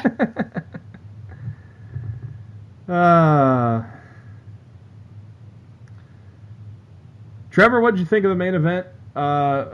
Just talking about the main event now between John Cena and Jinder Mahal. Just the match itself. What did you think about those two guys in the ring? I mean, I thought it was exactly what you would expect it to be. Nothing really to write home about, and then the finish was also nothing to write home about. So yeah, that finish was interesting. Cena hits a super AA off the top rope and was going for the win, but Baron Corbin slides in and causes the DQ. And after the match, Corbin hit Cena in the head with the Money in the Bank briefcase. That knocks Cena out of the ring. Corbin walks up the ramp, getting ready to leave, but then realizes, oh wait, Mahal is in a peculiar situation. So Corbin does a 180, goes down to the ring, and tells the ref he's cashing in his Money in the Bank briefcase. And Providence pops for that because they get to see a cash in. And the referee took his sweet time to allow Mahal to get back to his feet, all while John Cena was there to cause a distraction after the bell rang. Corbin punched Cena off the apron, but Mahal rolls up Baron Corbin and gets the 1, 2, 3. And Jinder Mahal beats Baron Corbin. Baron Corbin becomes the third person to cash in and not walk away with the title, and the second person to lose their match on a cash-in, with Damian Sandow being the first. I thought this was a crazy segment. I thought what they did was good on multiple levels. I think, for one, it makes Jinder strong because he survives a Money in the Bank cash-in. Only 3 people can say that. CM Punk. Who did Sandow lose to? Did Sandow lose to Cena? Yes. So and now Jinder Mahal. It intensifies the Corbin Cena feud for SummerSlam on Sunday, so that's a good thing. If Nakamura wins on Sunday, we don't have to worry about a cash-in and have to worry about his title reign lasting 60 seconds. And Corbin's going to be a world champion eventually, within the next year, guaranteed. So a lot of people were bashing Road Dogg because he's head of creative on SmackDown and all that. I say hold on. I think, this was great because it was unexpected, and there's a lot of good things that happened because of it.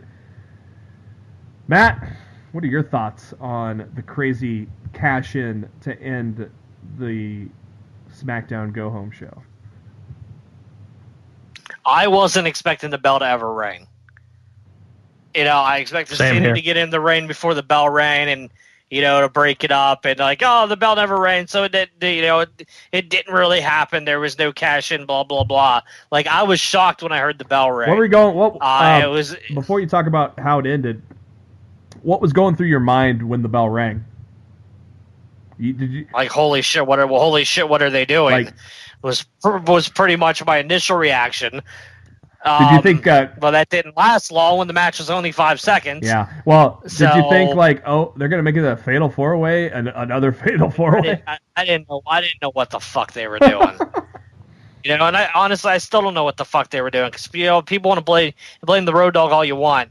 At the end of the day, it's Vince McMahon's call.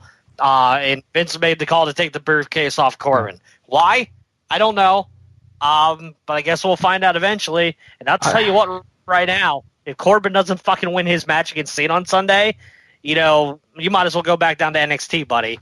Because they just ruined you within the course of 5 days. That would be a worst week ever situation right there.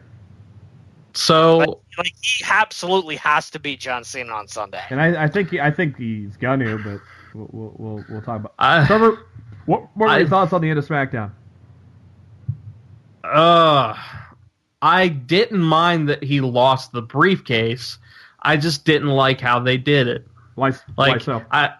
I wouldn't have minded had Jinder like beat him, because that, like you said, it does make Jinder look strong. But at the same time, like, they've just been making Baron Corbin look like a fucking asshole. Like, they've just made him look like shit ever since this Cena feud started. From Cena calling him a skinny fat ass, like, because that's their big fucking thing they like to do, because they did the same thing to CM Punk, and like, it's just like.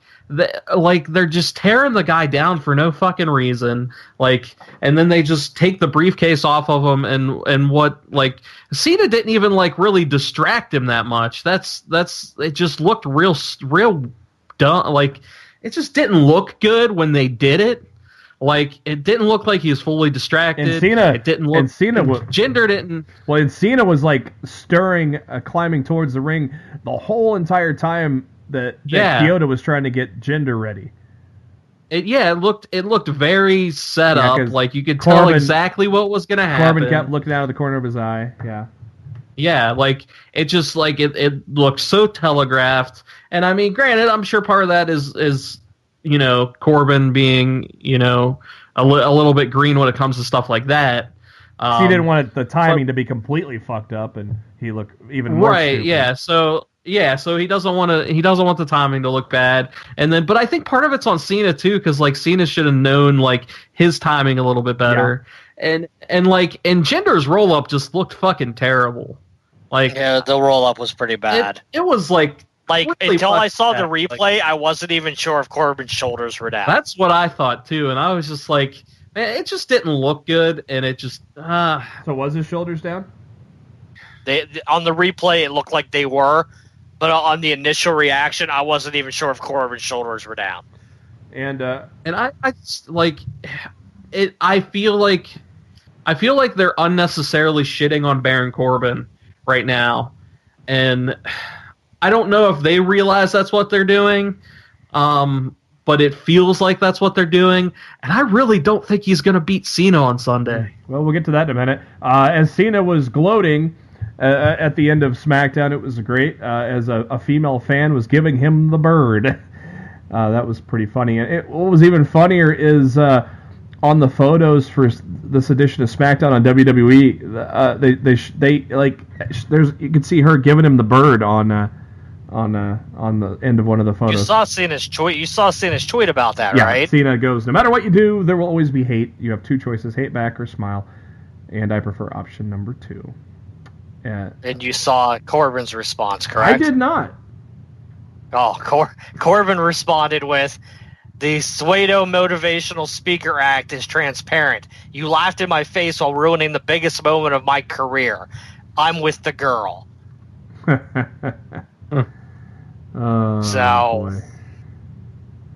Can't really argue with them. That is crazy.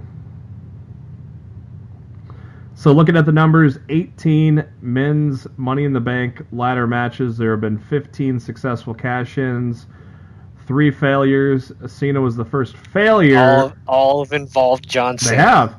Cena was the first failure because Big Show caused a DQ in his match with CM Punk at the 1000th episode of Monday Night Raw. And then, of course, Damian Sandow, his downward spiral after a major push in 2013. He cashed in on Cena and lost clean. So there you go. Wow. What a crazy ending to SmackDown Live for sure. NXT Takeover Brooklyn III is happening this Saturday on the WWE Network. This is the first takeover in a couple that I get to see live. I've had shit going on, so I'm pretty excited to see this one live. 5 matches are on the card. 3 titles are on the line. First off, we've got Johnny Gargano against Andrade Cien Almas with Zelina Vega aside him at ringside. I think Gargano's going to get beat. I think Andrade Cien Almas is getting a push with Zelina Vega by his side. So I am going to go with Andrade Cien Almas defeating Johnny Gargano. Matt, what do you think? Gargano. Trevor. I think it's going to be Almas. With the manager thing, I think it's going to be Almas. I think Gargano losing, but losing shittily to a shitty heel, using heel tactics, is going to make him look like more of a babyface, and I think that's what they want Gargano's role to be. Mm-hmm. So I really think Almas is going to win. Yep. Almas is going to lose, and Selena's just going to yell at him all the way to the back. And Andrade will go get drunk. This match I cannot wait for, man. This is going to be fucking great. Aleister Black, Hideo Itami, Trevor, predictions. Black. Always bet on Black. Matt. Yeah, I gotta go Black. Yeah, I don't see any reason for Itami to win this one, but goddamn, this is going to steal the show, I think.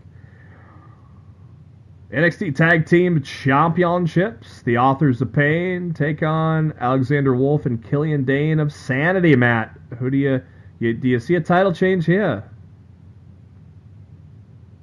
No, I think the Authors of Pain retain. I agree, because I think the other 2 titles are changing hands. Trevor? This one's might be the toughest one, I think, to predict, because they could go with Sanity, because it seems like they're really behind Killian Dane. Mm-hmm. But at the same time, like, it feels like the main roster needs more tag teams, so I wouldn't be surprised if they tried to call up one of these 2 teams. And if they were to call one up, maybe it would be Authors of Pain, or maybe they would just call up all of Sanity. I don't know. But, I mean, my gut is going to say Authors of Pain. NXT Women's Championship, it is Asuka versus Ember Moon. We have talked about this ad nauseum on the show, how this is Ember Moon's time to end the very long reign of Asuka. Asuka gets called up after SummerSlam. Trevor, do you see that happening as well?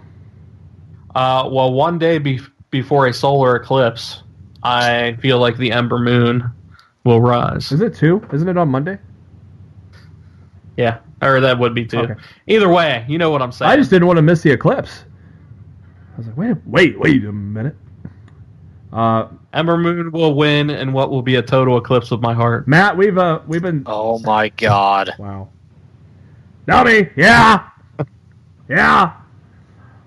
Matt, we've been basically talking about this for months now, and has your mind all of a sudden changed?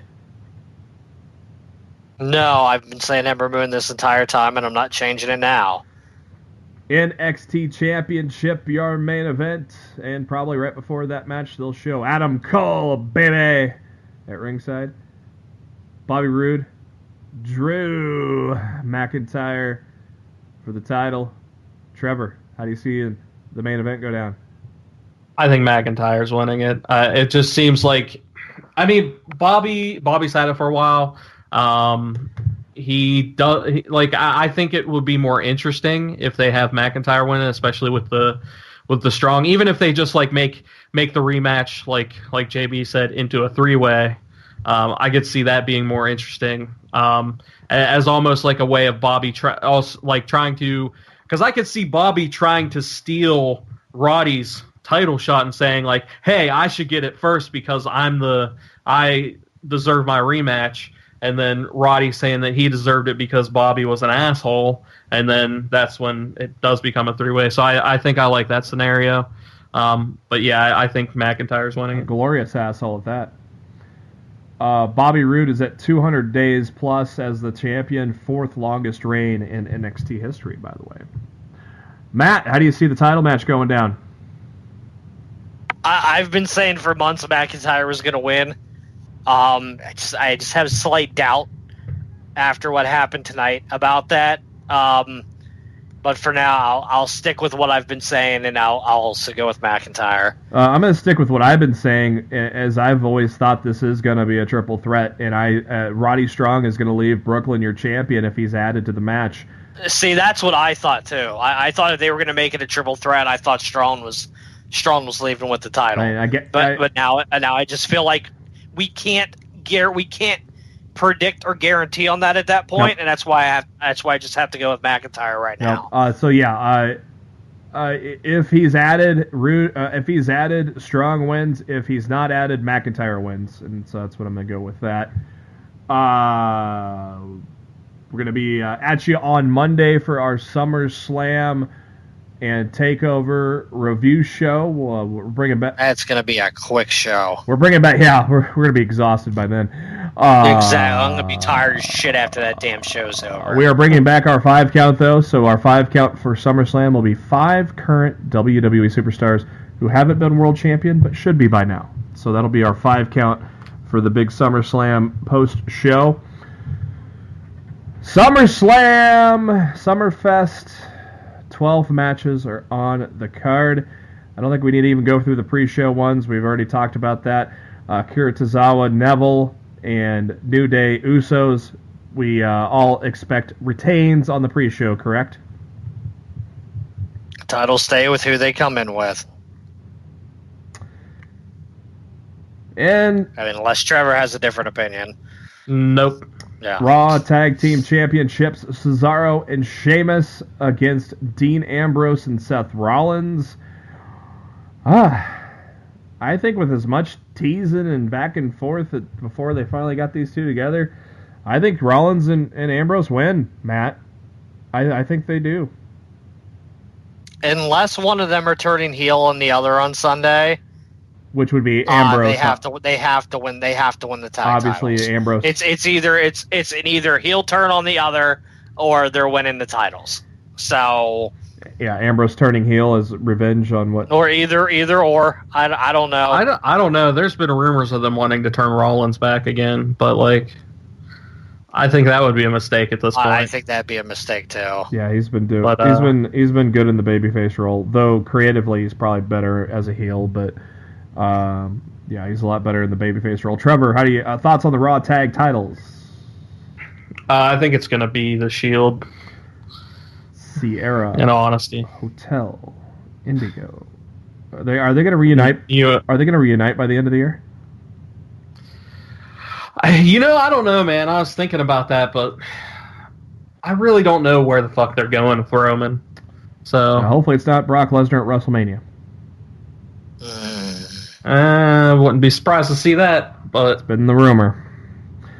Yeah. Trevor, John Cena, Baron Corbin just talked about it. Who do you think wins?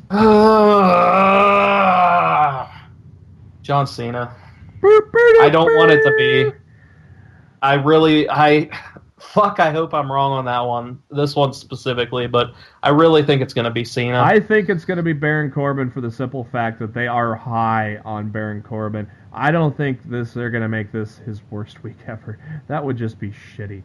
I don't even know if John Cena. I don't know if John Cena's disappearing for a month or so after this too. I think Cena's going to Raw after this. Yeah, free agent John Cena. This is it. Yeah, this is it for SmackDown for Cena. He's going to Raw after SummerSlam. If he's going to Raw after SummerSlam, it does not hurt him to lose to Baron Corbin. I know. I agree. I don't think it hurts him to lose anyway. No, I also agree with that. I'm going to say Corbin just because if he wouldn't have lost the briefcase on Tuesday, I'd have said Cena was winning hands down. Yeah. Because he still has the briefcase afterwards. To lose the briefcase on Tuesday and then go on to lose the Cena on Sunday, that's just. Oh God, it's awful for anybody to imagine that to happen. With as high as they are, I'm gonna go with and look, unless he did something to piss somebody off, we don't know that. True. They might have been high on him a month ago. Maybe they're not high on him anymore. We'll know after Sunday. But for now, if they are still high on him, I'm going with Corbin to win on Sunday because losing the case and losing your match against Cena in the same week, that's brutal. Like I said, I hope I'm wrong. That's just dropping a turd on a guy's face right there, man. I really hope I'm wrong. I really, really fucking hope I'm wrong. You're hoping you're wrong for this match like I'm hoping I'm wrong with the main event. So I totally understand. I think we're all in agreement. Demon Balor beating Bray Wyatt? Yes. Yeah. Big Show, Big Cass. Enzo is in a shark cage. Duh. This is Big Cass getting a big singles feud win over an established veteran, Big Show. So Cass wins. Matt? You know what? All signs point to Cass should win this match. But his heel turn hasn't really. I would not put it past them to let Big Show somehow win this match. His heel turn hasn't really. I really don't give a flying fuck either way. I think, I think the big crowd reactions turned Vince on. Somehow I'm gonna say somehow Big Show wins this match. All right. And I have no fucking clue why. Enzo drops him some knucks or something. I'm gonna say somehow. So he could do the fucking Big Show wins this match. Enzo drops him knucks, so Show can use the KO punch with his other hand. Yeah, I could see that happening. Which Cass should win because clearly he's the future of their company. But for some reason, just in the back of my mind, I see Big Show winning this match. I can't see it. I can't see it at all. I'm still going with Cass, even though we talked about all that. I still go Cass here. Trevor, which way do you go? Break the tie.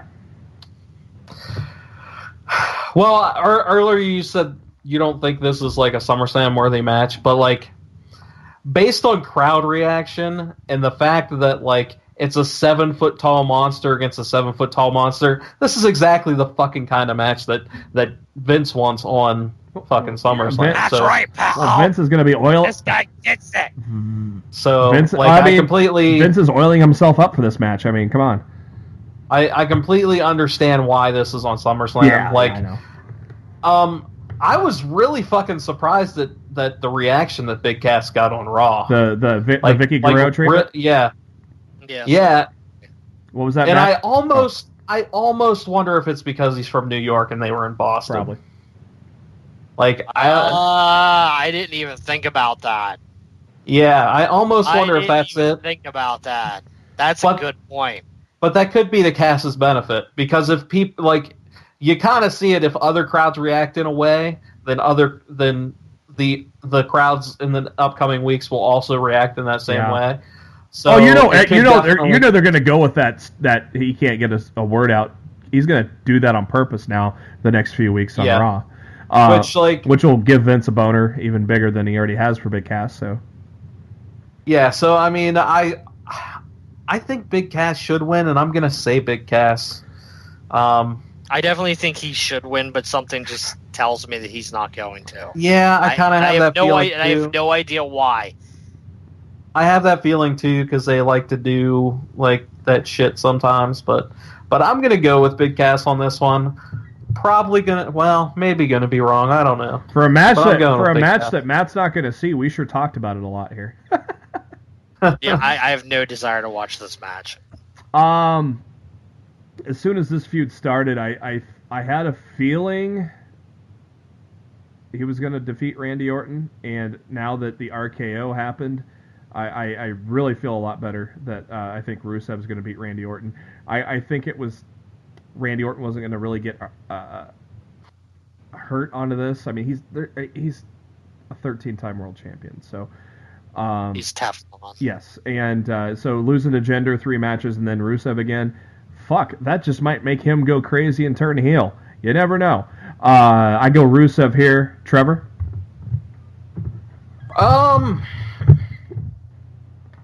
God, I hope I'm right. Because I really want Rusev to win this. Because he fucking should win this. because they've given that guy after that Cena match, that stupid fucking flag match. I really want them to give Rusev the win here. I think Rusev works hard. I think he's good at what he does. I think they should actually give the guy a goddamn chance for once. Yeah, I mean he's entertaining as hell too. Yeah, so I'm going with Rusev. I'm hoping I'm right here on this one. So, Matt. I felt like when Orton RKO'd Rusev Tuesday that they pretty much locked Rusev in a win here. Orton's Teflon, and Orton puts people over all the damn time. Yeah. So I can't. I gotta feel like. I have to feel like Rusev's winning this one. United States Championship on the line. Shane McMahon is a special guest referee. I think we are all in agreement that AJ Styles is going to defeat Kevin Owens because we all see the writing on the wall that Shane's going to face Kevin Owens, correct? Yeah. Yes. Here we go. Singles match for the WWE Championship. Jinder Mahal versus Shinsuke Nakamura. The only thing that is preventing me from picking Nakamura is the WWE still has to tour India in September. There is no tour in India in this September. Yeah. I thought there was. Nope. Some bullshit internet rumor that everybody took and ran with. There is no India tour. God damn it, Meltzer. Well, fuck.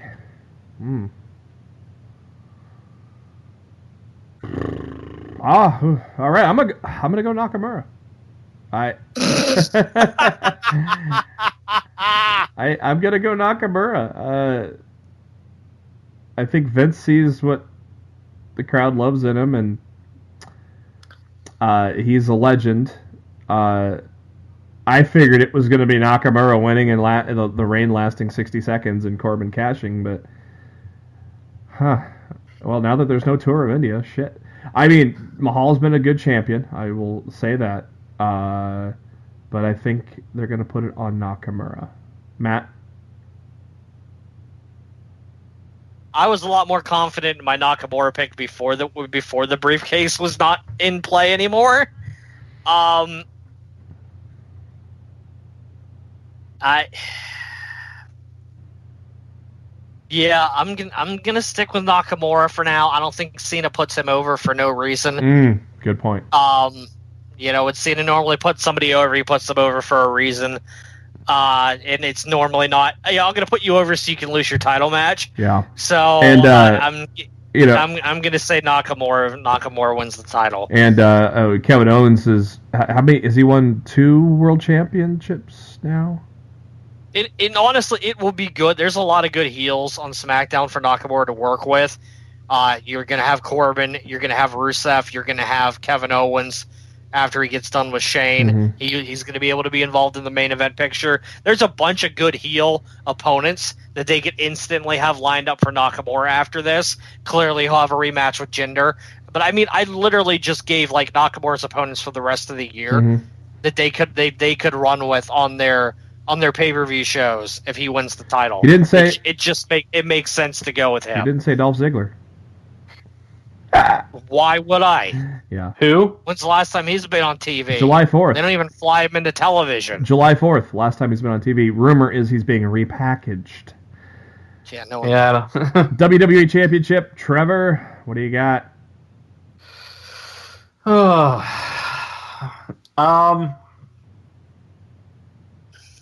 Since I picked Cena to win, I'm gonna have to go with Jinder. The Maharaja.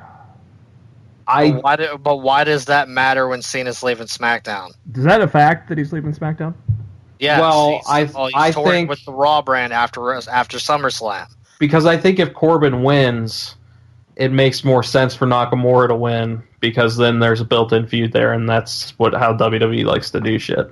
So if Cena wins, then they don't have that built-in. But they could continue. Thing. They could continue Corbin feuding with Nakamura, and he could say, well, he got screwed by John Cena, and eventually it works its way out to where they continue that feud with Nakamura.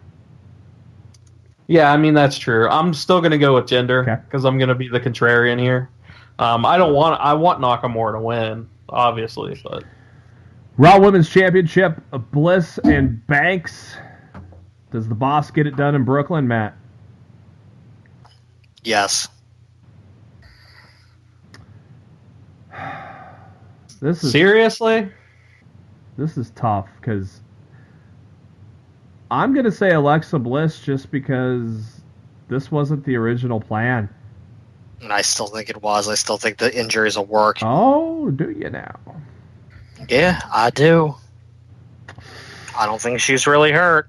There hasn't been one single person that has been able to confirm to me on or off the record that Bayley's legitimately hurt. I don't believe she is. What would be the reasoning to do this then? Like, to turn Sasha heel after Bayley comes back and asks for a title shot. okay, so that they're going to kayfabe still that she's hurt. Yes, they're going to. Yes. Of course it's going to be kayfabe. They're not going to, like, oh, if she wasn't really hurt, they're not going to do that. No, the storyline was she was hurt, and the storyline will remain that she was hurt, but I don't think she was ever really hurt to begin with. Like, I think it's a storyline injury. All right. Well, if that's the case, it makes sense for Sasha to win. Guess I'll have to go Sasha then. You changed my mind, Matt. Trevor, what are your thoughts? He's going with Bliss. Yeah, I am going with Bliss. But Knew it. I'm going with Bliss because I think they're still teasing the Nia Jax Bliss thing. And I think they like doing that, and I don't think they're. But do you have any interest in that feud whatsoever? I think it could be interesting. I have no desire whatsoever to see 5'0" Alexa Bliss against Nia Jax. I don't. But Matt, when does it matter what you like? And I'm not saying this as me being an asshole. I'm saying this. Yes, as you are saying it as being an asshole. No, I get what he's saying. Yeah, I'm saying it as Vince McMahon not giving a shit about your Mark opinion. You know what I mean? Like, since when does that matter whether you want to see it or not? He's gonna give you what he thinks you should get anyway.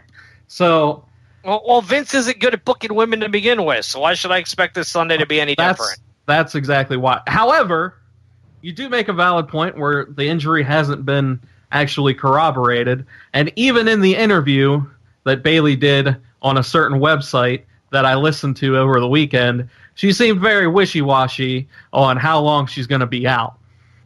So, whenever they decide to write me back in, Mike Johnson. Yeah, exactly. Like, yeah, exactly. Like, that's why I was like, I don't know. Like, it very much seems like a work. And if here's my take: if the injury is a work, then I think Sasha does win, and I agree with you guys. However, right now, where we don't know whether it is or not, I'm going with Alexa Bliss. And for the SmackDown Women's Championship, we've got Natalya and Naomi. If the end of SmackDown didn't happen, I was going to say Natalya wins and Carmella cashes, but I think Naomi wins. Carmella tries to cash, doesn't get the match off, is how I'm going to go with it here. That Naomi wins. There's a cash-in attempt. Doesn't happen, and she holds on to the briefcase. Matt? I don't know. I'm not speculating on anything to do with the cash-in. I'm just saying Naomi wins. Trevor? Yeah, I'm not sure on the cash-in, because I think when Carmella cashes in, she's winning that title. Yeah. I'm going to say that much. Especially since the other case didn't work. Well, exactly. Well, you're not going to have the first ever women's Money in the Bank winner fail. That's ridiculous. So yeah, plus I you know, but I do like without a doubt Naomi's beating Natalya. I mean, like not that Natalya wouldn't deserve to have another run or anything like that, but Naomi right now is like Naomi needs that title more than Natty needs that title. yeah. And she's been on fire too, so. Yeah. Main event. And they Yep, go ahead. I was going to say and they didn't like make up the blinking belt just for her to lose it like SummerSlam. Yeah. So Main event time, Fatal 4-Way for the Universal Championship. Brock Lesnar, Roman Reigns, Samoa Joe, Braun Strowman. Trevor, who do you think wins this match? I'm going with Joe. I think they did the whole misdirect with Lesnar and Braun because they like to pull that shit on Raw where it looked like those two were gonna get at each other, and whether like they fight and they end up taking each other out of the equation, and Joe beats Roman. Like I think they're gonna go with Joe. Mm-hmm. Now I don't think Lesnar's gonna keep the title. God, I hope you're right so bad. Here's my whole thought on the entire picture scene. I've said this before on the show, but I think Joe impressed Vince with his position as number one contender leading into Great Balls of Fire. Joe since then has been getting the best reactions of the four. Mm-hmm. Like if you listen to the crowd during those segments, Joe has been getting the best reactions of the four of them. The thing is, we all even over Strowman. Like Strowman gets good reactions, but Joe has been getting better reactions. The thing is, originally this was supposed to be Lesnar and Strowman for the title. I think Lesnar and Strowman was supposed to happen in Great Balls of Fire. Oh yeah, then the ambulance thing. Sorry. Yeah, because the ambulance match was supposed to happen at Extreme Rules. That's right. I think Joe got reinserted into this because of his impressive showing as a number one contender in the main event top feud of Monday Night Raw. I've said this before on the show. So I still believe the reason why he got reinserted is to come out with the title. So I think Samoa Joe. I still think Samoa Joe is going to win it. Matt, what is your prediction? I'm going with I am pulling a Trevor, and I want to be wrong. I want to be wrong so fucking bad. But I think Lesnar's retaining. Going with Vince's train of thought, huh? I think Lesnar the second Heyman said that if Brock Lesnar loses the title, we're gone. I'm like, well, Brock's retaining. But I also think his contract doesn't expire until WrestleMania next year.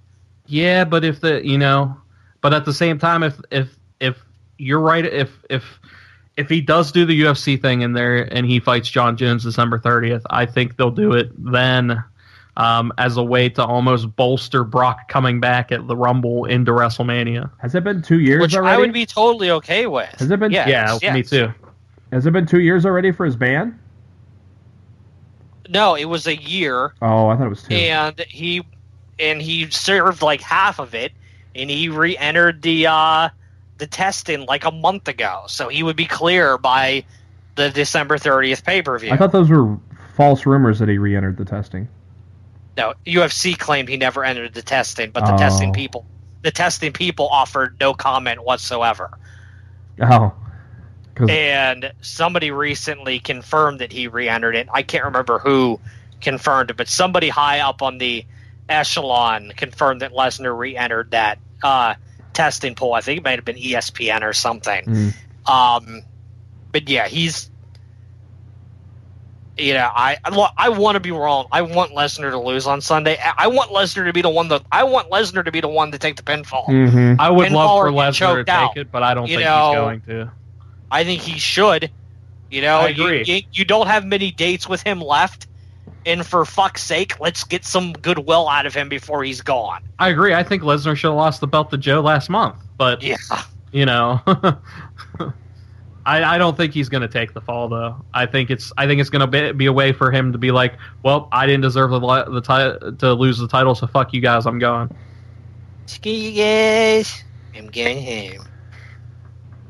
Well, that's going to do it for this edition of Lost the Midcard. Trevor, thanks for for joining us here. What are your final thoughts heading into the big weekend? Well, the biggest weekend is actually the weekend after, because on August 27th, if you're near Weirton, West Virginia, you can come see the Black Diamond Wrestling 14th anniversary show, where I will be managing the heavyweight champion, Matt Connard, as he goes against Keith Hott and wins and keeps that title. Oh, That's a cheap plug. That's a cheap plug. oh, I thought you were. Yes, it was. I thought you were referencing my birthday next Saturday as the big weekend, but okay. Nah, no one cares about that. You guys. And you just got pwned. Aside from that, thank you to SpiderDuck.net, even though I shouldn't thank them You're welcome. for being our host, enabling us to be on iTunes and any of your favorite podcasting apps. And go search for Lost in the Midcard. Tell your friends to search for Lost in the Midcard. Tell your dog to search for Lost in the Midcard. Subscribe. You'll know every time a new show comes your way every Thursday, most Mondays after a WWE pay-per-view. And we're also on the YouTube. If you go to the links on Facebook.com/Lost in the Midcard, go to the notes section. There's our subscription links right there. We also share a lot from the wrestling world, and there's a lot to share. Trust me. LITMC podcast to do that. And Matt's on the Twitter at Raw F Showtime. I am on the Twitter at JB Huskers. And before we wrap up shop and enjoy about 10 hours of wrestling this weekend, Matt, what are your final thoughts? That the show this Sunday is way too fucking long. That NXT Takeover is going to be a hell of a lot better than SummerSlam. You know what we should do? You know what we should do, Matt? We should What? we should record after Takeover and record after SummerSlam and put them both together and see how different they sound. Oh God, I will consider that, but I am not committing to that right here, right now. You don't have to. We don't have to. We can do it all on Sunday. It's all right. Like I said, I will consider that. Trevor, you available to join us this weekend? That would be a negative. Negative Ghost Rider. The pattern is full. Matt. I start class on Monday, and I will have to get up early for said class. So that's a no-go. Yeah, after 6 hours of wrestling, you might be ready for bed. After 6 hours of... Yeah, I definitely will. Dude, he ain't even making it through SummerSlam. After 6 hours of Vince's creative, you may have to hit the hay during the bathroom match or something. For Trevor and Matt, this is Jeremy. Thank you for tuning in to Lost in the Midcard. We will catch you on Monday.